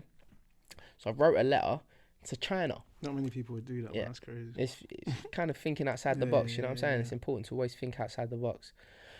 So then what I've done is I've wrote this letter to China. I've sent it. And when I've sent the letter, basically had my contact details on and so on, and I got a message back added on MSN Messenger. Yeah, one day I got an ad on MSN Messenger, and it's this woman. This woman's name was Sophie Wang. Yeah, and she's basically said to me, look, yeah, we sell like these Ralph Lauren shirts. We got your letter. Blah blah blah. So she's contacted me. So I'm responding. I'm saying, look, I'm looking for a supplier. Like, can we work together? Yeah. They said, yeah, no problem. I said, like, what stuff do you have? They showed me. They give me like started sending me a long list of all the things that they had. I said, all right, look, I'm interested in Ralph Lauren polo shirts. How much will 10 be? She said £70. Yeah. So straight away I'm like, whoa, £70. I just paid £230 for 10. Now I can get 10 for £70. I'm now thinking, I'm going to be a multi-millionaire. I'm going to be rich. I'm onto something. No one else is doing this. You know what I'm saying? So what I've then done now is I've bought 10 shirts. They've arrived, £70. I've then sold the shirts around my area, all £30 each. I've got 10 shirts. That's giving me back £300. Once I got the £300 now, I've made £230 profit. I'm like, whoa. Like this... I don't have to have a part-time job. I may not even have to have a full-time job in life. I might be able to, I might be onto something here. Yeah. Do you know what I'm saying? And so I just ran with it. I ordered up another 10 shirts. Ordered another 10 shirts. And then I started getting into ordering Lacoste polo shirts, all multicoloured. I'm running around the area with a backpack, going around my local area. I've just got Ralph Lauren shirts and Lacoste polo shirts, and I'm just running around. Who wants to buy one? Who wants to buy one? Who wants to buy one? I wasn't even telling people they were fake. And I weren't telling them they were real. I just weren't telling them nothing. You know what I'm saying? It is what it is. Yeah. Do you want a shirt, £30? You know what I'm saying? So I'm just running around selling all these shirts and making a little bit of profit. I'm then starting to ask like for other products, and I started finding other suppliers. I'm looking on like a website called Alibaba now. I'm just coming across other suppliers and so on. So in the end, I find this supplier called Jesse, and it's mad actually because I went through my old emails the other day, and I went years back, and I found like a list of like an order that I'd done when I was ordering a few Ugg boots and things, and it was like from Jessie, and I sent an email back to her just to say, look, if you're still behind this account, please contact me, because I just wanted to like just thank them, you know what I'm saying? Because it was my first ever bit of entrepreneurship, and you know, like this was a time when, you know, my mum didn't think that I was onto something. Do you know what I mean? She just thought I was wasting my time. Do you know what I'm saying? Like she's just not knowing what's going on. No one believed in me. I remember people used to laugh at me. Do you know what I'm saying? People used to laugh at me. Oh, he sells. Do you wanna know? I remember one time Fib picked me up. My friend Fib, our business partner. He picked me up, and he was with another guy called Waver from Woolwich, and they were together. They was driving along. They picked me up from my mum's house in a black Range Sport, and I remember they picked me up, and I'm sat in the back, and Fib looks at Waver, who's driving, and Fib goes to him, "Do you wanna know what Floms does for a living?" And Waver's like, "Yeah, what's he do?" And Fib goes, "He sells fake clothes." And you see how you just laughed there? That was how Waver laughed. Like they was laughing. Waver looked back. He's like, "Yeah, funny." And Fib's like, "No, that's what he does. He sells fake clothes." And I remember like just looking out the window, just thinking, "Fucking hell, man! People were laughing at me, man. They laugh at my hustle." You know what I'm saying? Yeah. But to me, it was I was just working on me. I was just building my dreams. Yeah. Do you know what I'm saying? Because it's got nothing to do with your business. It's about you as an individual. It's you as an individual that makes it in life. It's not your business. Do you know what I'm saying? Like, just because you sell, like, just because you might have a IT company, and your IT company might do well, but your IT company can also crumble and go bust. But just because your IT company goes bust doesn't mean you go bust with it. That was your IT business. I'm still who I am, and I'm still gonna go on and achieve great things. Yeah, okay. Do you know what I'm saying? Right, after eBay, so obviously that was getting you some profit. Yeah. What was the next? What happened next? I'm still doing the eBay. It's 2008 now. At 2008, the US dollar is $2.01 to the pound. Yeah. Good old days, man. Yeah, the good days. Yeah. You could buy a house in America. We could have gone to America and shut it down properly. Come on, Club Live. You know what I'm saying? A table at Club Live, instead of spending like $10,000, $10,000 table would have cost you £5,000. You know what I'm saying? Laughing. You know, we've done those Club Lives, man. MIA.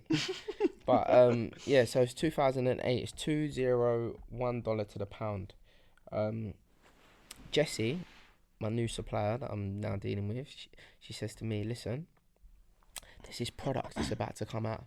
Once this product comes out, it is going to send the world crazy. Yeah. I'm like, well, what's the product? They're like, it's this boot from Australia. I'm like, okay, what's it called? They're like, it's called Ugg boots. And I've got the factory that make the quality exactly the same as the real thing. Mm-hmm. So I'm like, all right, cool. I'm like, I'll test out one of these products. Like, I'll buy one. And bearing in mind, whilst I'm doing all this Chinese, dealing with the Chinese, working with the Chinese, I don't ever think it was just all up here. Everything was great. No, there was bad times as well. There was times when, because to buy the goods, you pay through Western Union, and I'm finding sellers on Alibaba that were scamming me. So there was a time that I found a seller that said they sell TVs.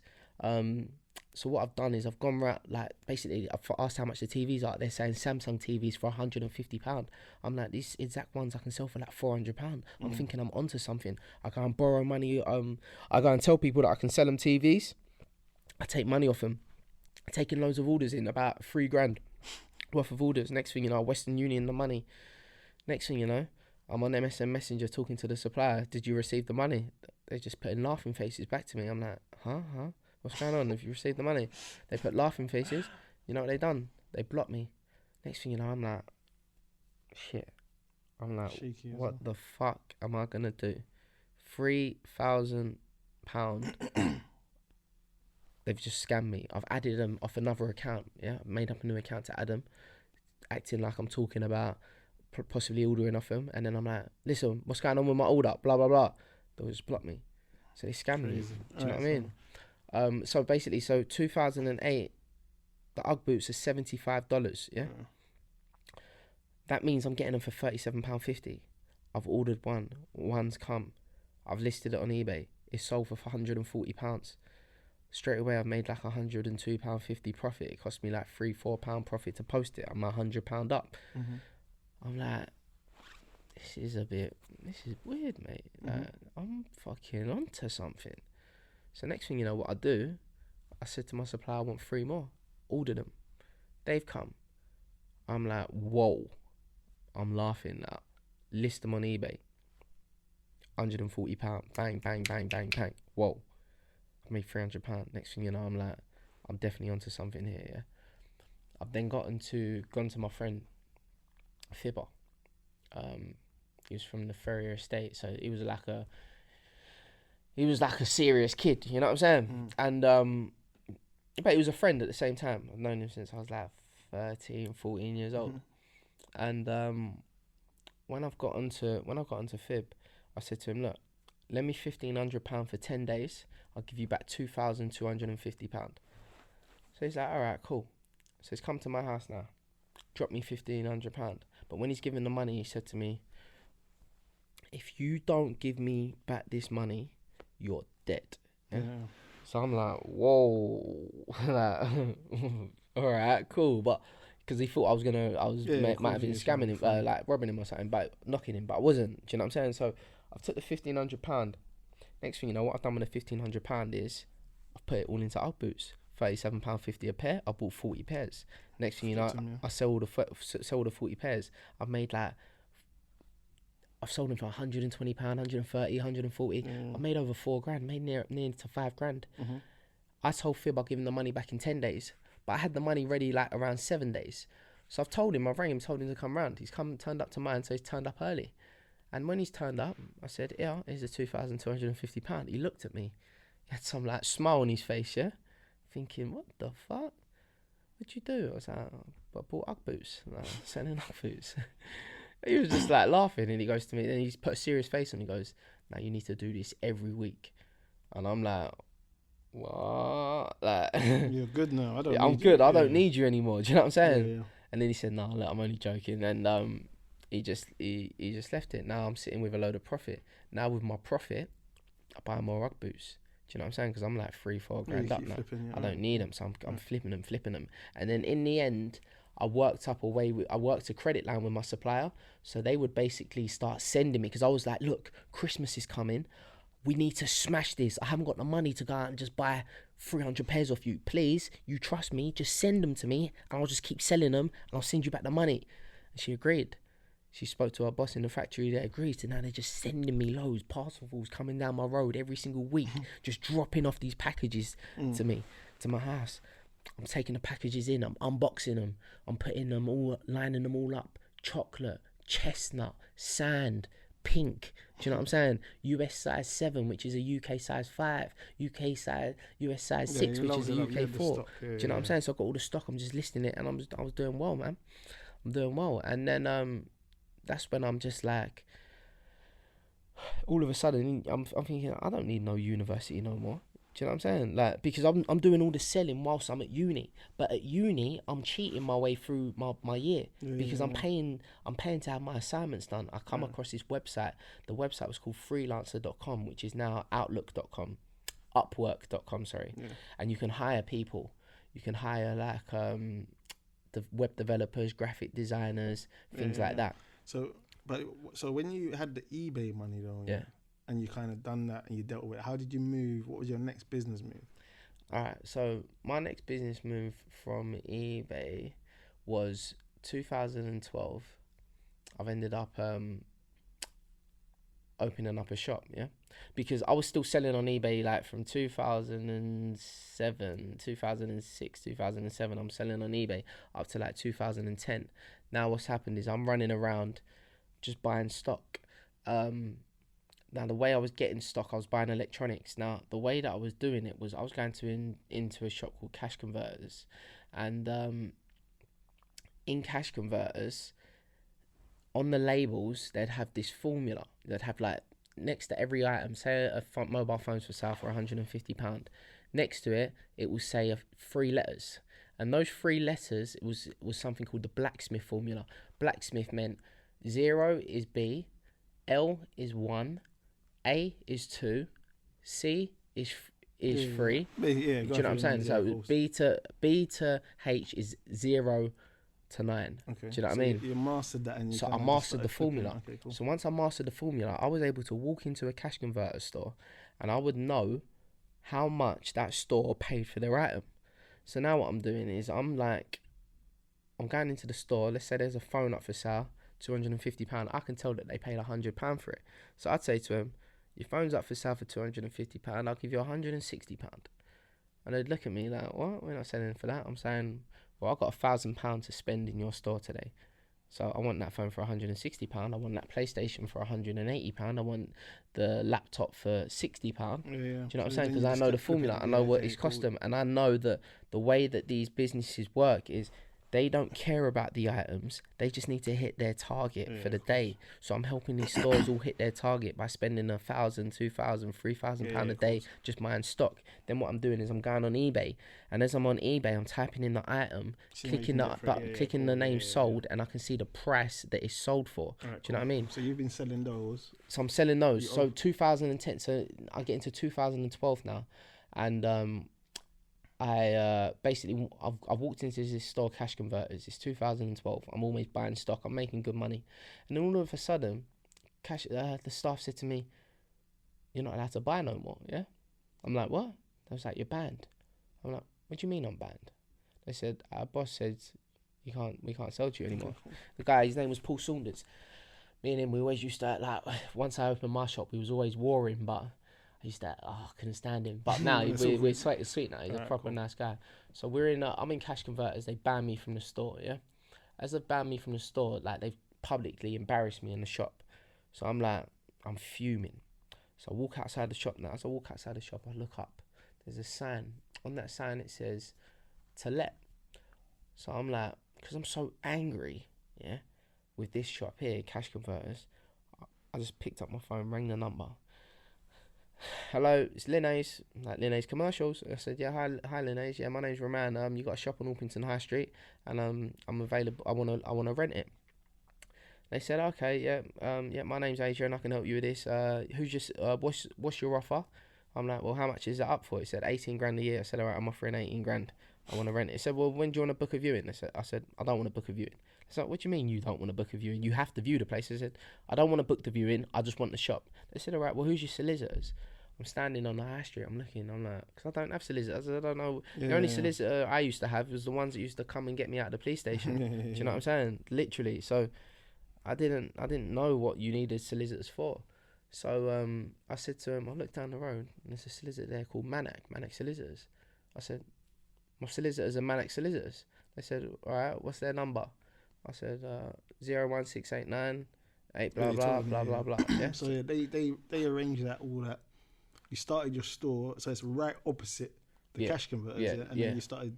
How does that work? All right, so does the business do well? So basically, I've opened the store, and I remember standing outside, coming outside the store, like once I got it open, I remember standing outside, and I remember the staff from the Cash Converters, the ones that banned me, just looking across the road one day when it was all closing.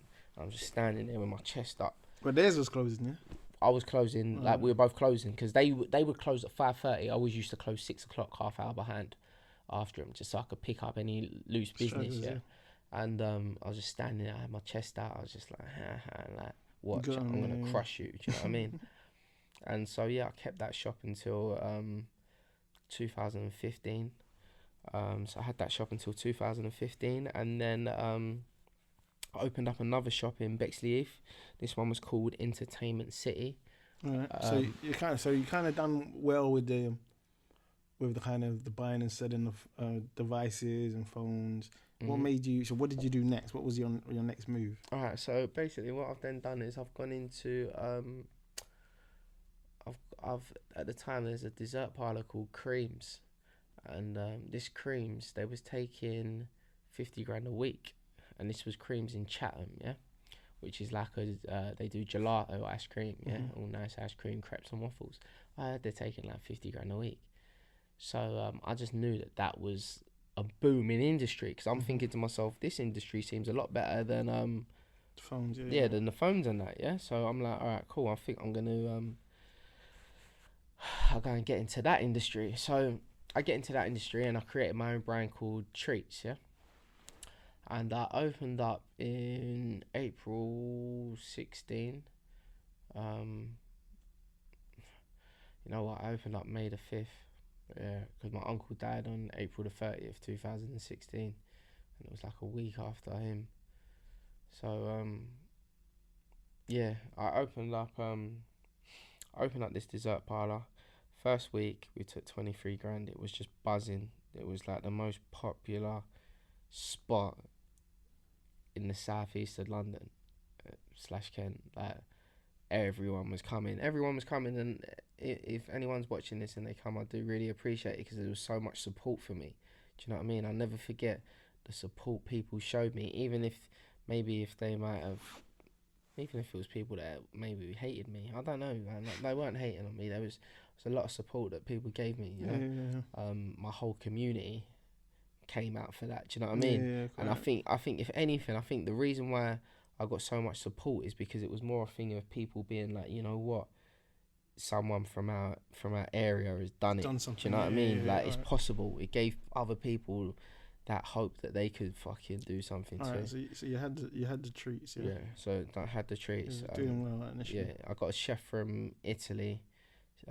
Went and hired a chef from Italy. I found him online, and then I moved him into because they needed to live here. So what I've done is I've gone and rented a flat.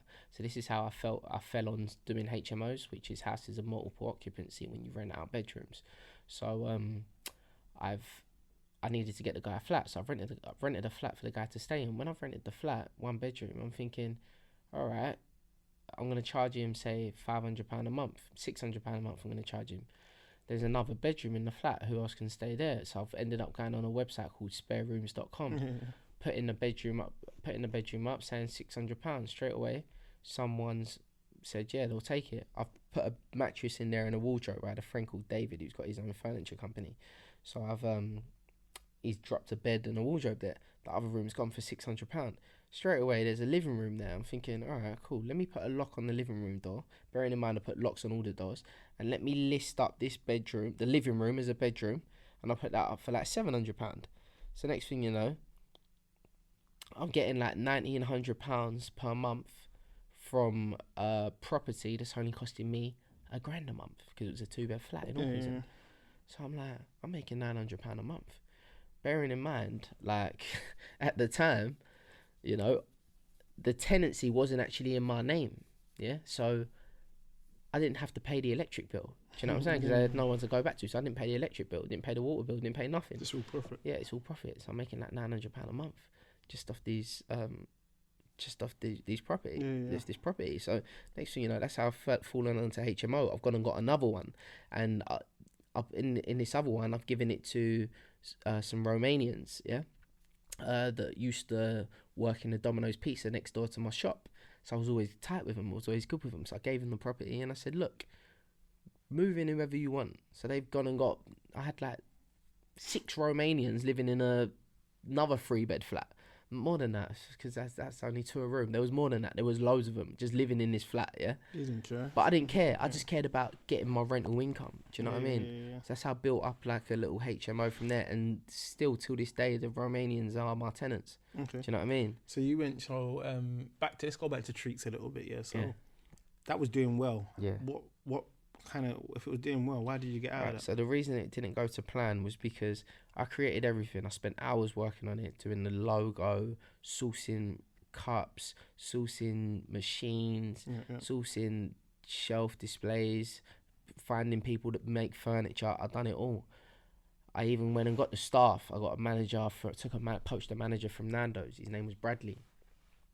But there was one thing that I didn't do, and that was, and the reason why I didn't go well was because of the service. And the one thing I didn't do was, what happens when people walk through the door?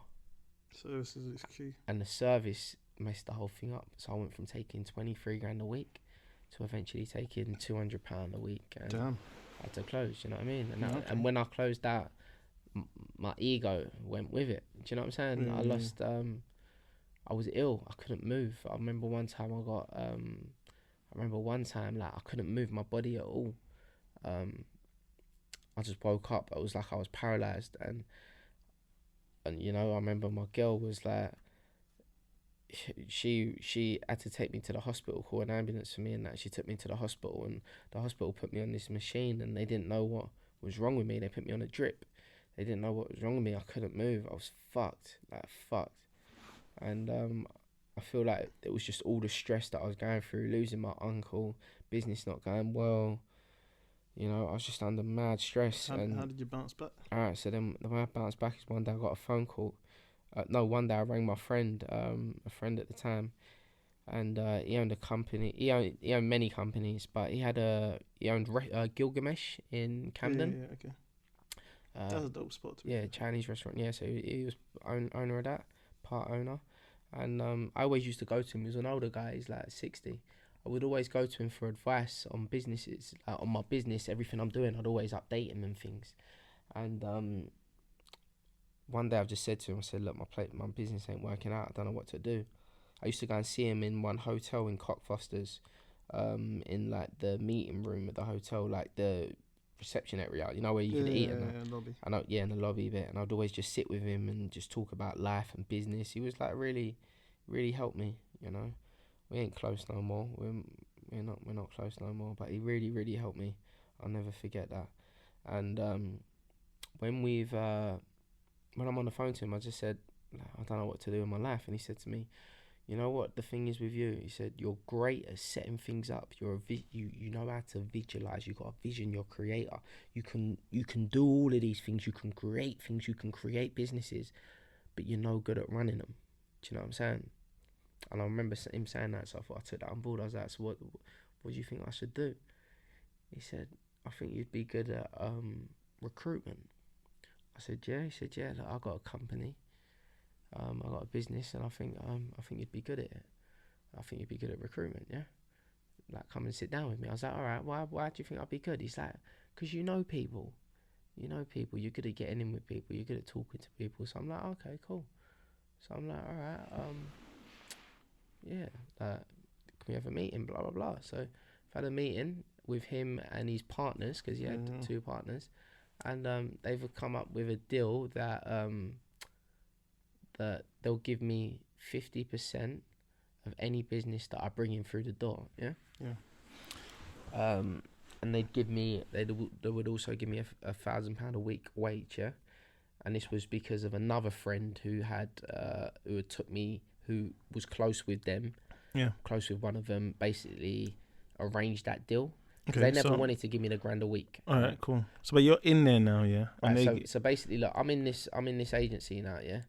And when I'm in this agency, they're basically saying to me, look, I remember the first day I've turned up, and I'm thinking to myself, yeah, like I'm part of the furniture now.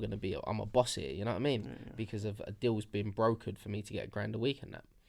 But then I remember I sat outside the waiting room, sitting outside waiting for them to invite me in, and in the end, they never invited me in, the owners, because the person that had been helping me, mentoring me all the time, he lived up in Bristol, so he would never come down really to the office in London. So I was left with the other 2 owners in North London.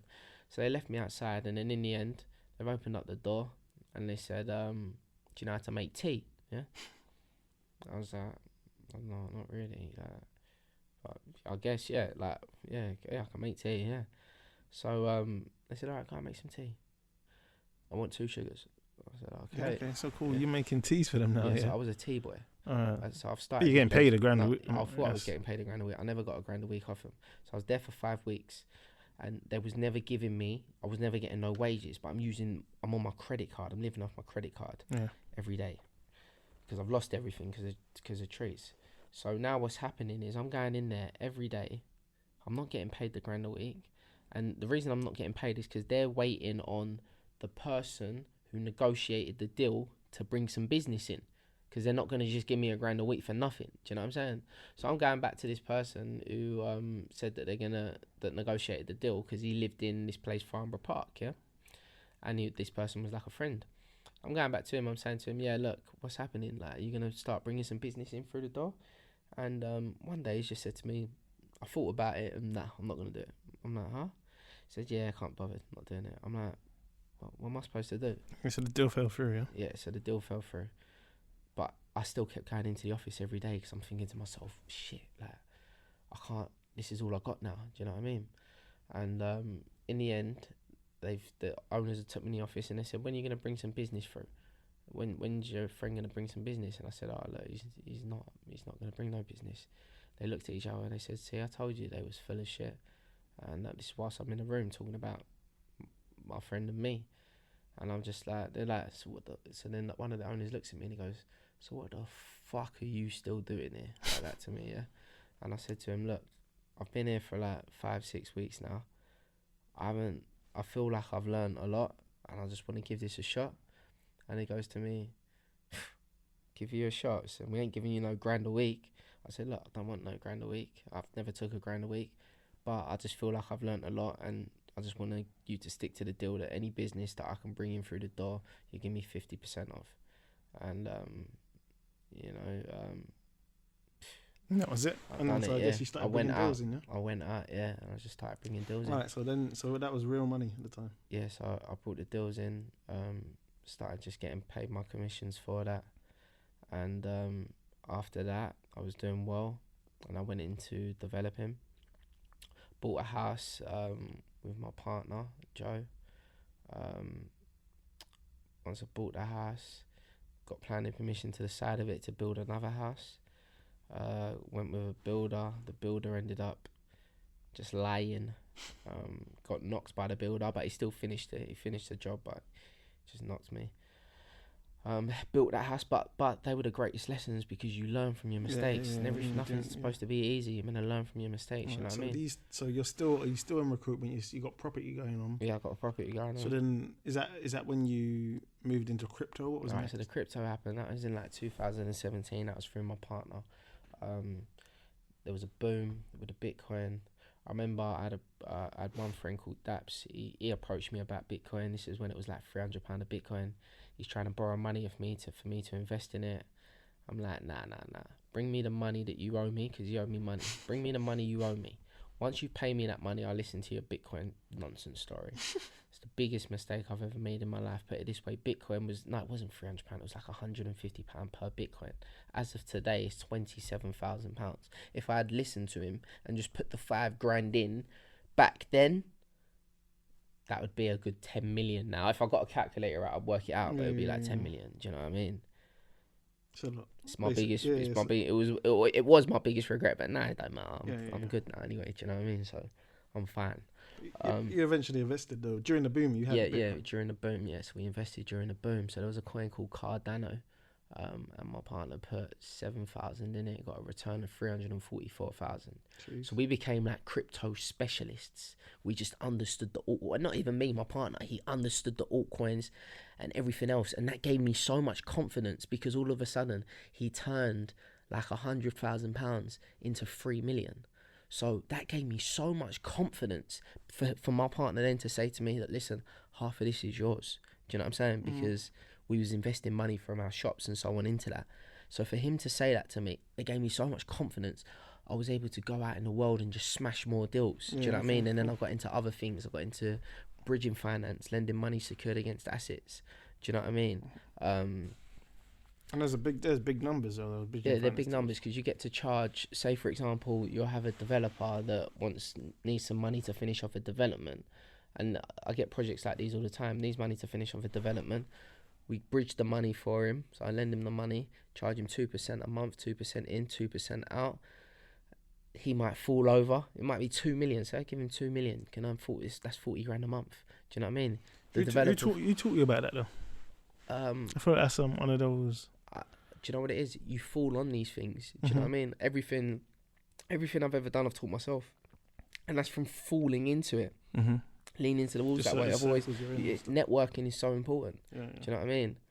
And that's how it is. There's other things like there was one deal that I actually put together, and I can't talk. I don't want to. It's kind of mainstream, so I don't really want to say the name of it because I always keep my face in the background. But I brought this business. So this business it's a big business. It's very popular.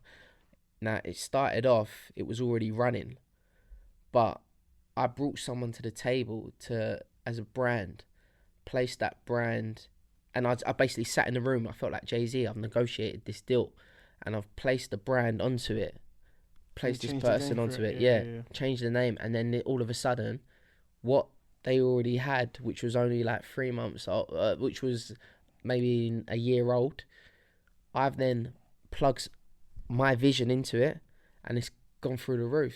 And now it's in multiple locations. So that's networking is so important. And it's booming, man. It's booming. So what does success mean to you though? Like, what does success mean? It's simple. Success to me is just freedom. The freedom of being able to wake up tomorrow and just do what you want. You haven't got to answer to anyone. Do you know what I'm saying? It's not about what car you drive or the clothes you wear or the money you have or anything like that. It's just about being able to buy your freedom. That's all that matters. And not just your own freedom, but the freedom of more importantly, the freedom for your mum. Do you know what I'm saying? I set my mum free. I bought my mum's freedom first before I got my freedom. Do you know what I mean? Yeah, I know what you mean. So like, obviously you got a lot going on. It sounds like you got your hands in many pots. Like, what do you do in just a spare time? Like, how do you switch off? I don't really switch off, to be honest. I sit up most morning. I'm up till late every day. 3 in the morning is normal for me to be up. just looking out my window, really, just looking at the Thames, and I just with my thoughts, just thinking about my life. I don't really. There's no spare time. Like, you got no like hobbies. I don't What really, stuff would you do? hobbies, Like, just like, I go boxing 3 times a week, just to stay fit. Try and go to the gym. So that's partly going to the gym 3 times a week just to stay fit. Traveling. And when I do that, it's a lot for my mental state, for my mental health, just to keep me. Do you like travel or like? Yeah, I do travel. I do travel. Like, you know, we've been in Miami and had a good time there. Do you know what I mean? And privileged to have a friend that he's got a £7 million apartment there. Do you know what I'm saying? You went there as well. So just privileged to have friends that have also done well in life, and they're willing to share them things. I go to Dubai and I do travel, but I travel most of the times. A lot of the time I travel by myself, just being my thoughts. So like thinking about that and your network and stuff, like what inspires you now though? Like what inspires you to keep going? Not much that really inspires me to keep going. It's just I'm just bored. Like it's just like keep going or else do what? Do you know what I'm saying? So I just you do it to keep busy. Yeah, I just do it to keep busy, man. I don't have to do anything anymore. Do you know what I mean? I can go and live anywhere in the world and just say, you know what, I'm hanging up my boots and that's it, and just chill. Do you know what I mean? I haven't got to put myself through the stress and. So similar to one. So I met one of your people in your network in Berlin, Germany, right? And it's funny because. And he's a billionaire where his apartment in, like, and I'm not familiar with Germany. It's my first time, but I'm hearing it's like the Mayfair of Germany. It's like penthouse apartment, right? We're in there, and he's offering us like this fine whiskey and red wine. You're like, what the hell is this? You're not really a drinker, but I'm like, this is good. This is good. And you asked him. I think you said you were like, why do you still go? Like, you're a billionaire. Like, why do you still work? And he's like, what do you want me to do? You want me to fish? Like, there's a guy. I was laughing because I was like, he makes a valid point. But what would you say the best piece of advice is you received? Best piece of advice I've received is to understand on your journey that it's a marathon, not a sprint. Do you know what I'm saying? So don't you haven't got to do it all early. You haven't got to, like, you're trying to get a Lamborghini when you're 22. Like, these things take long. Do you know what I'm saying? You're trying to, you want to live this great life, blah, blah, blah. You want to do it all now. Every bit of money you get, you're spending it. You're buying designer clothes, you're buying watches, you're buying all these things, and you're not setting yourself up and building assets for the long term. You're not thinking about the long term. How the plan's got to be is, how can I buy my freedom? Do you know what I'm saying? And to do that is by buying properties, getting involved in businesses, making smart decisions, working hard, and more importantly, working smart. Do you know what I'm saying? All right. So like in COVID time right now is tough for a lot of businesses. Yeah. Like what challenges have you faced like right now? Yeah, I'm facing challenges with COVID, but I'm sort of a person where I just anything that's negative. So if I'm losing money, that's negative to me. But if I'm making money, that's positive to me. So I just focus on the things that are working for me, and the things that aren't working for me, I kind of switch off from. Make sure that I'm not going to go bankrupt. It's not going to destroy me, and I haven't got any surprises coming. And I have a good accountant and a good team that make sure that, you know, forecast for all of these things, and then we just fight it out. Do you know what I mean? Yes, I guess that's crypto. I've done really well through the pandemic. I've done very well in the crypto, so that's fine. And I guess that's the positives of like having a diverse portfolio. Do you know what I'm saying? Yeah. Because of if when this ain't working, you can do this. When one's not working so well, the others, you make sure that they're working well, and that covers for that one. You know. Listen, it's not a problem until there's a bill that I have to pay. Put it that way. Right. You know, so I think a lot of people think starting a business is hard, and like it's a lot of. I think there's a lot of people do all right in business, but not many businesses that you get. Like they say, the saying 9 out of 10 businesses fail. Exactly. You know right. So then they're justified. But so what do you think people need to have to be able to really to do well in business, for their business to thrive, like as an individual? Like, forget the idea, what does that person need to do? It's just about the person. That's why it's about the person. It's about the mind. The mind is everything. It's what is going on in here. You need to be strong in here. As long as you're strong in here, you read books like Think and Grow Rich. I used to read Who Moved My Cheese by Dr. Spencer R. Johnson. 48 laws of power. From Yeah, other 48 business laws of power. It's not even about business people. It's just rich dad, poor dad. It is all about programming the mind to be strong. And then that way you are just going to keep on going no matter what. I failed 99 times. I only got it right once. I failed. All I've ever done is failed and learn off every single failure. I'm built from failure. I'm not built from winning. Do you know what I'm saying? Yeah, no, I see you. Built from failure. That's how it goes. What do you wish you had known? Like, say, for example, your mind now. If you told yourself when you were selling them on eBay. What Before that, my mind now can motivate and mentor and train the younger person to go and achieve their dream. Fact. So me, if I had me looking out as me as a kid, I would have been a footballer. That's what happened. What would you have told them to make sure that you just stay on it. Just stay on it. Just stay focused. We're living in a world now where like the media are just feeding people with bullshit. They're forcing people to watch nonsense. You got reality TV shows and people saying that they're influenced. You're saying that these people are influencers. What are they influencing? The only thing they've ever tried to influence is my pocket. Do you know what I'm saying? And that don't even happen. Exactly. Do you know what I mean? So it's like these people aren't influencers, but this is what people, the younger generation, are aspiring to be. They'll say that if they can make it on a reality TV show that they made it. Why? Because you want to get a little bit. You want to have a number under your followers. Like what? And a blue tick. Is that all that you are aspiring to be in life? Do you know what I'm saying? And that's why like I don't get involved in the nonsense. I stay away from all of that. I'd rather just go and fund to have 1,500 kids fed in Africa. I've done that. There's no better feeling than that. Do you know what I'm saying? All right. So what? Just talking about social media though, like, what do you think social media nowadays like plays a role in a business being successful? Like, do you think you need it for a successful? You don't need social media for a successful business. I don't promote none of my businesses on social media. Okay. I don't bother promoting the businesses. They have social media platforms and there's going on, but you don't need you don't need it. There's there's people with there's loads of companies out there because you got to do the work. All the social media is just like it's just ads, but you got to go and do the work. Do you know what I'm saying? You got to go and do the work. All right. So then, what advice would you say you would give to someone who's trying to raise capital, right? So there's a lot of people with good ideas, right? They're like, oh, this is, and like these ideas can work. Yeah. But how do they get the money to start it, right? Okay, so say for example they just got no money. Yeah, right? Think of it like that. And I've been in that position. I've been in that position before, and where you're trying to look for an investor, and it's hard to find. Do you know what I'm saying? But what I would say to that is I think a platform needs to be created because you've always got these like dragons dens, and on these dragons dens, these are like you got your own posh people and just sitting there and blah blah blah, and like they're judging you and they're all dressed in suits and things like that. And it's a new generation now. There's people with money that aren't like that at all. So I think a platform needs to be created where it's like another type of dragons. Then even if you was up for it, I would do something like that with you. Do you know what I mean? And where these people, even if it's here, these people can come here and present their business and pitch it to us.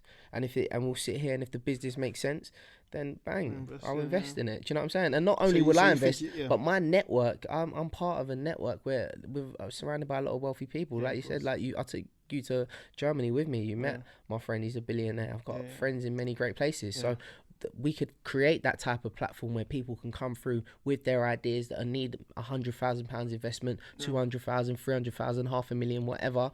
And do you know what I mean? So you think people got to seek investment? Yeah, all right. We're definitely going to start that on the platform on Lend Me a Fiver. But all right, so what and you even got the name Lend Me a Fiver. Exactly. That's perfect. Exactly. So let's get it rolling. Let's get that rolling. But all right, so as part of this podcast, right, we ask. Obviously, there's a number of gems here, like for people to take on board, especially from where you come from, right? But we ask people 5 quick fire questions. Yeah. You've got 10 seconds to answer each question, so it's a quick thing, like no overthinking. Alright, cool. It's a quick thing, like the so first I got a freestyle, yeah. First thing that comes to your head, right? All right, so. And I've got 10 seconds to answer it, or each question. 10 seconds. All right, so I got. All right, cool. Yeah, all right. Tell me when you're ready. Yeah, I'm ready. Name one thing that you can't live without. A nice pillow. I said a nice pillow, So them hotels got you thinking. The game, yeah. Nice pillow. One thing you need to be successful. Heart. Isn't like you got to care for people, yeah? Nah, you got to have heart because of, you got to be tough to take on the shit that's going to come through the door. You got to have a heart. Like, you know, forget about taking care of people. That's important, but do that after. You got to have a heart to survive. To endure, to get through it. You got to have a heart. One thing that brings you happiness? My mum not having to work. Yeah, okay. That's dope. If you had one wish, what could it be today? That there'll be no more starving children in the world, in Africa especially. Since I've recently seen that, it's made me really want to go out there. What's the solution for that, though? This ain't one of the questions. I do ask myself, I do think to myself, what is the solution? I feel like there's so much money. And they say that, I remember my friend said to me, he said, 10 billionaires alone have enough money, or the 10 richest people in the world have enough money to just eradicate poverty. And why don't they, you know? To be fair, they've got so much money. So part of that, I won't lie, part of that motivated me even more to say, listen, I need to become a billionaire so I can go and do my part. Do your part. Do you know what I'm saying? One thing I think we've probably answered this, but one thing you could advise a younger version of you. Just one thing. If you could take your mind now and tell that one person. A younger version of me, which is what I already done. Don't watch no nonsense. Don't download any bullshit into your mind. Stay focused. Yeah, stay focused. That's the most important thing. Read books. Yeah, stay focused. Read books. Okay. And just put the work in daily, 7 days a week. There's no such thing as a day off. A day off is a day lost. That's what I used to tell myself. Yeah, I like that. Wrote it on the back of my business cards. And it didn't happen overnight. All right, cool. So where can people connect with you, right? So I know there's a number, you got a big following on Snapchat and so on. Where can people, because I know you got a lot of people that try to reach out to you already, but that's where the can thing. people connect? You know what it is? Like I say to you, I'm not being big-headed, but I get a lot of people contact me to do podcasts and things like that, and I've always just been away from it because it's just it's not me. I'm not trying to get people following me, or I'm not trying to get a name, or I'm not trying to do anything. I just live my life and I tell that message. And by me delivering that message out there, just putting it on, whether I'm writing on Twitter or Snapchat or whatever, people just connect to it and they're like, "Raw, I'm going through exactly what you were going through." Do you know what I mean? And that's a blessing. But I don't go and promote my social media or nothing like that. To be honest, I'm not trying to do that, to be honest. So people can't really connect to me. You know what I'm saying? I get so many messages every day. You gotta find them if you find them. It annoys me. Right. You know what I mean? But, yeah. All right. So nice, dope, man. I appreciate your time. Yeah. But just part of this podcast, I ask all our guests, right? So the last thing to wrap up, and lend me a $5. Yeah, I'll lend you a $5. You actually got on you? No, I'll leave my wallet in the car. This is a joke thing. Oh, you know, it's so crazy. Bitcoin. Wait, do you take Bitcoin? I do take Bitcoin, 100%. You can give me like listen, 1,000. Listen, no, look, to put it this way, that £5 that I could give you on Bitcoin now, listen, by the end of the year, I'm believing that £5 will be £20. It will be a good investment. What's so funny is imagine 100% of the guests, nobody's had the $5 on them. It's like cash is done, bro. Yeah. Every single person's like, nah, I ain't got it. But I mean, some people just like, I ain't even giving it to you. I've got it in my car, but yeah, I could lend no rolls on any cash, man. I'll pay you in crypto. That's all good, bro. I'll take that for sure. Yeah, but anyway, thank you for tuning in. Thank you again for your time. Yeah. As I said, subscribe to the channel, share it. As I said, this is a journey where you've got someone who's come from the bottom and they've literally transformed their life. They've had super lows. Like, you think you're going through things or whatever. I think this is inspirational, motivational. It shows you that you can make it through. Like, it's the mindset. You know what I'm saying? It's the dedication. It's the consistency to put that in. Make sure you share. So anyone who's trying to go into business or just a career, right? I think people can benefit from it. And as we mentioned earlier, like, there's more to come as far as investment in people's businesses, and stay tuned for that. Thank you. Love. Dope. What you cooking?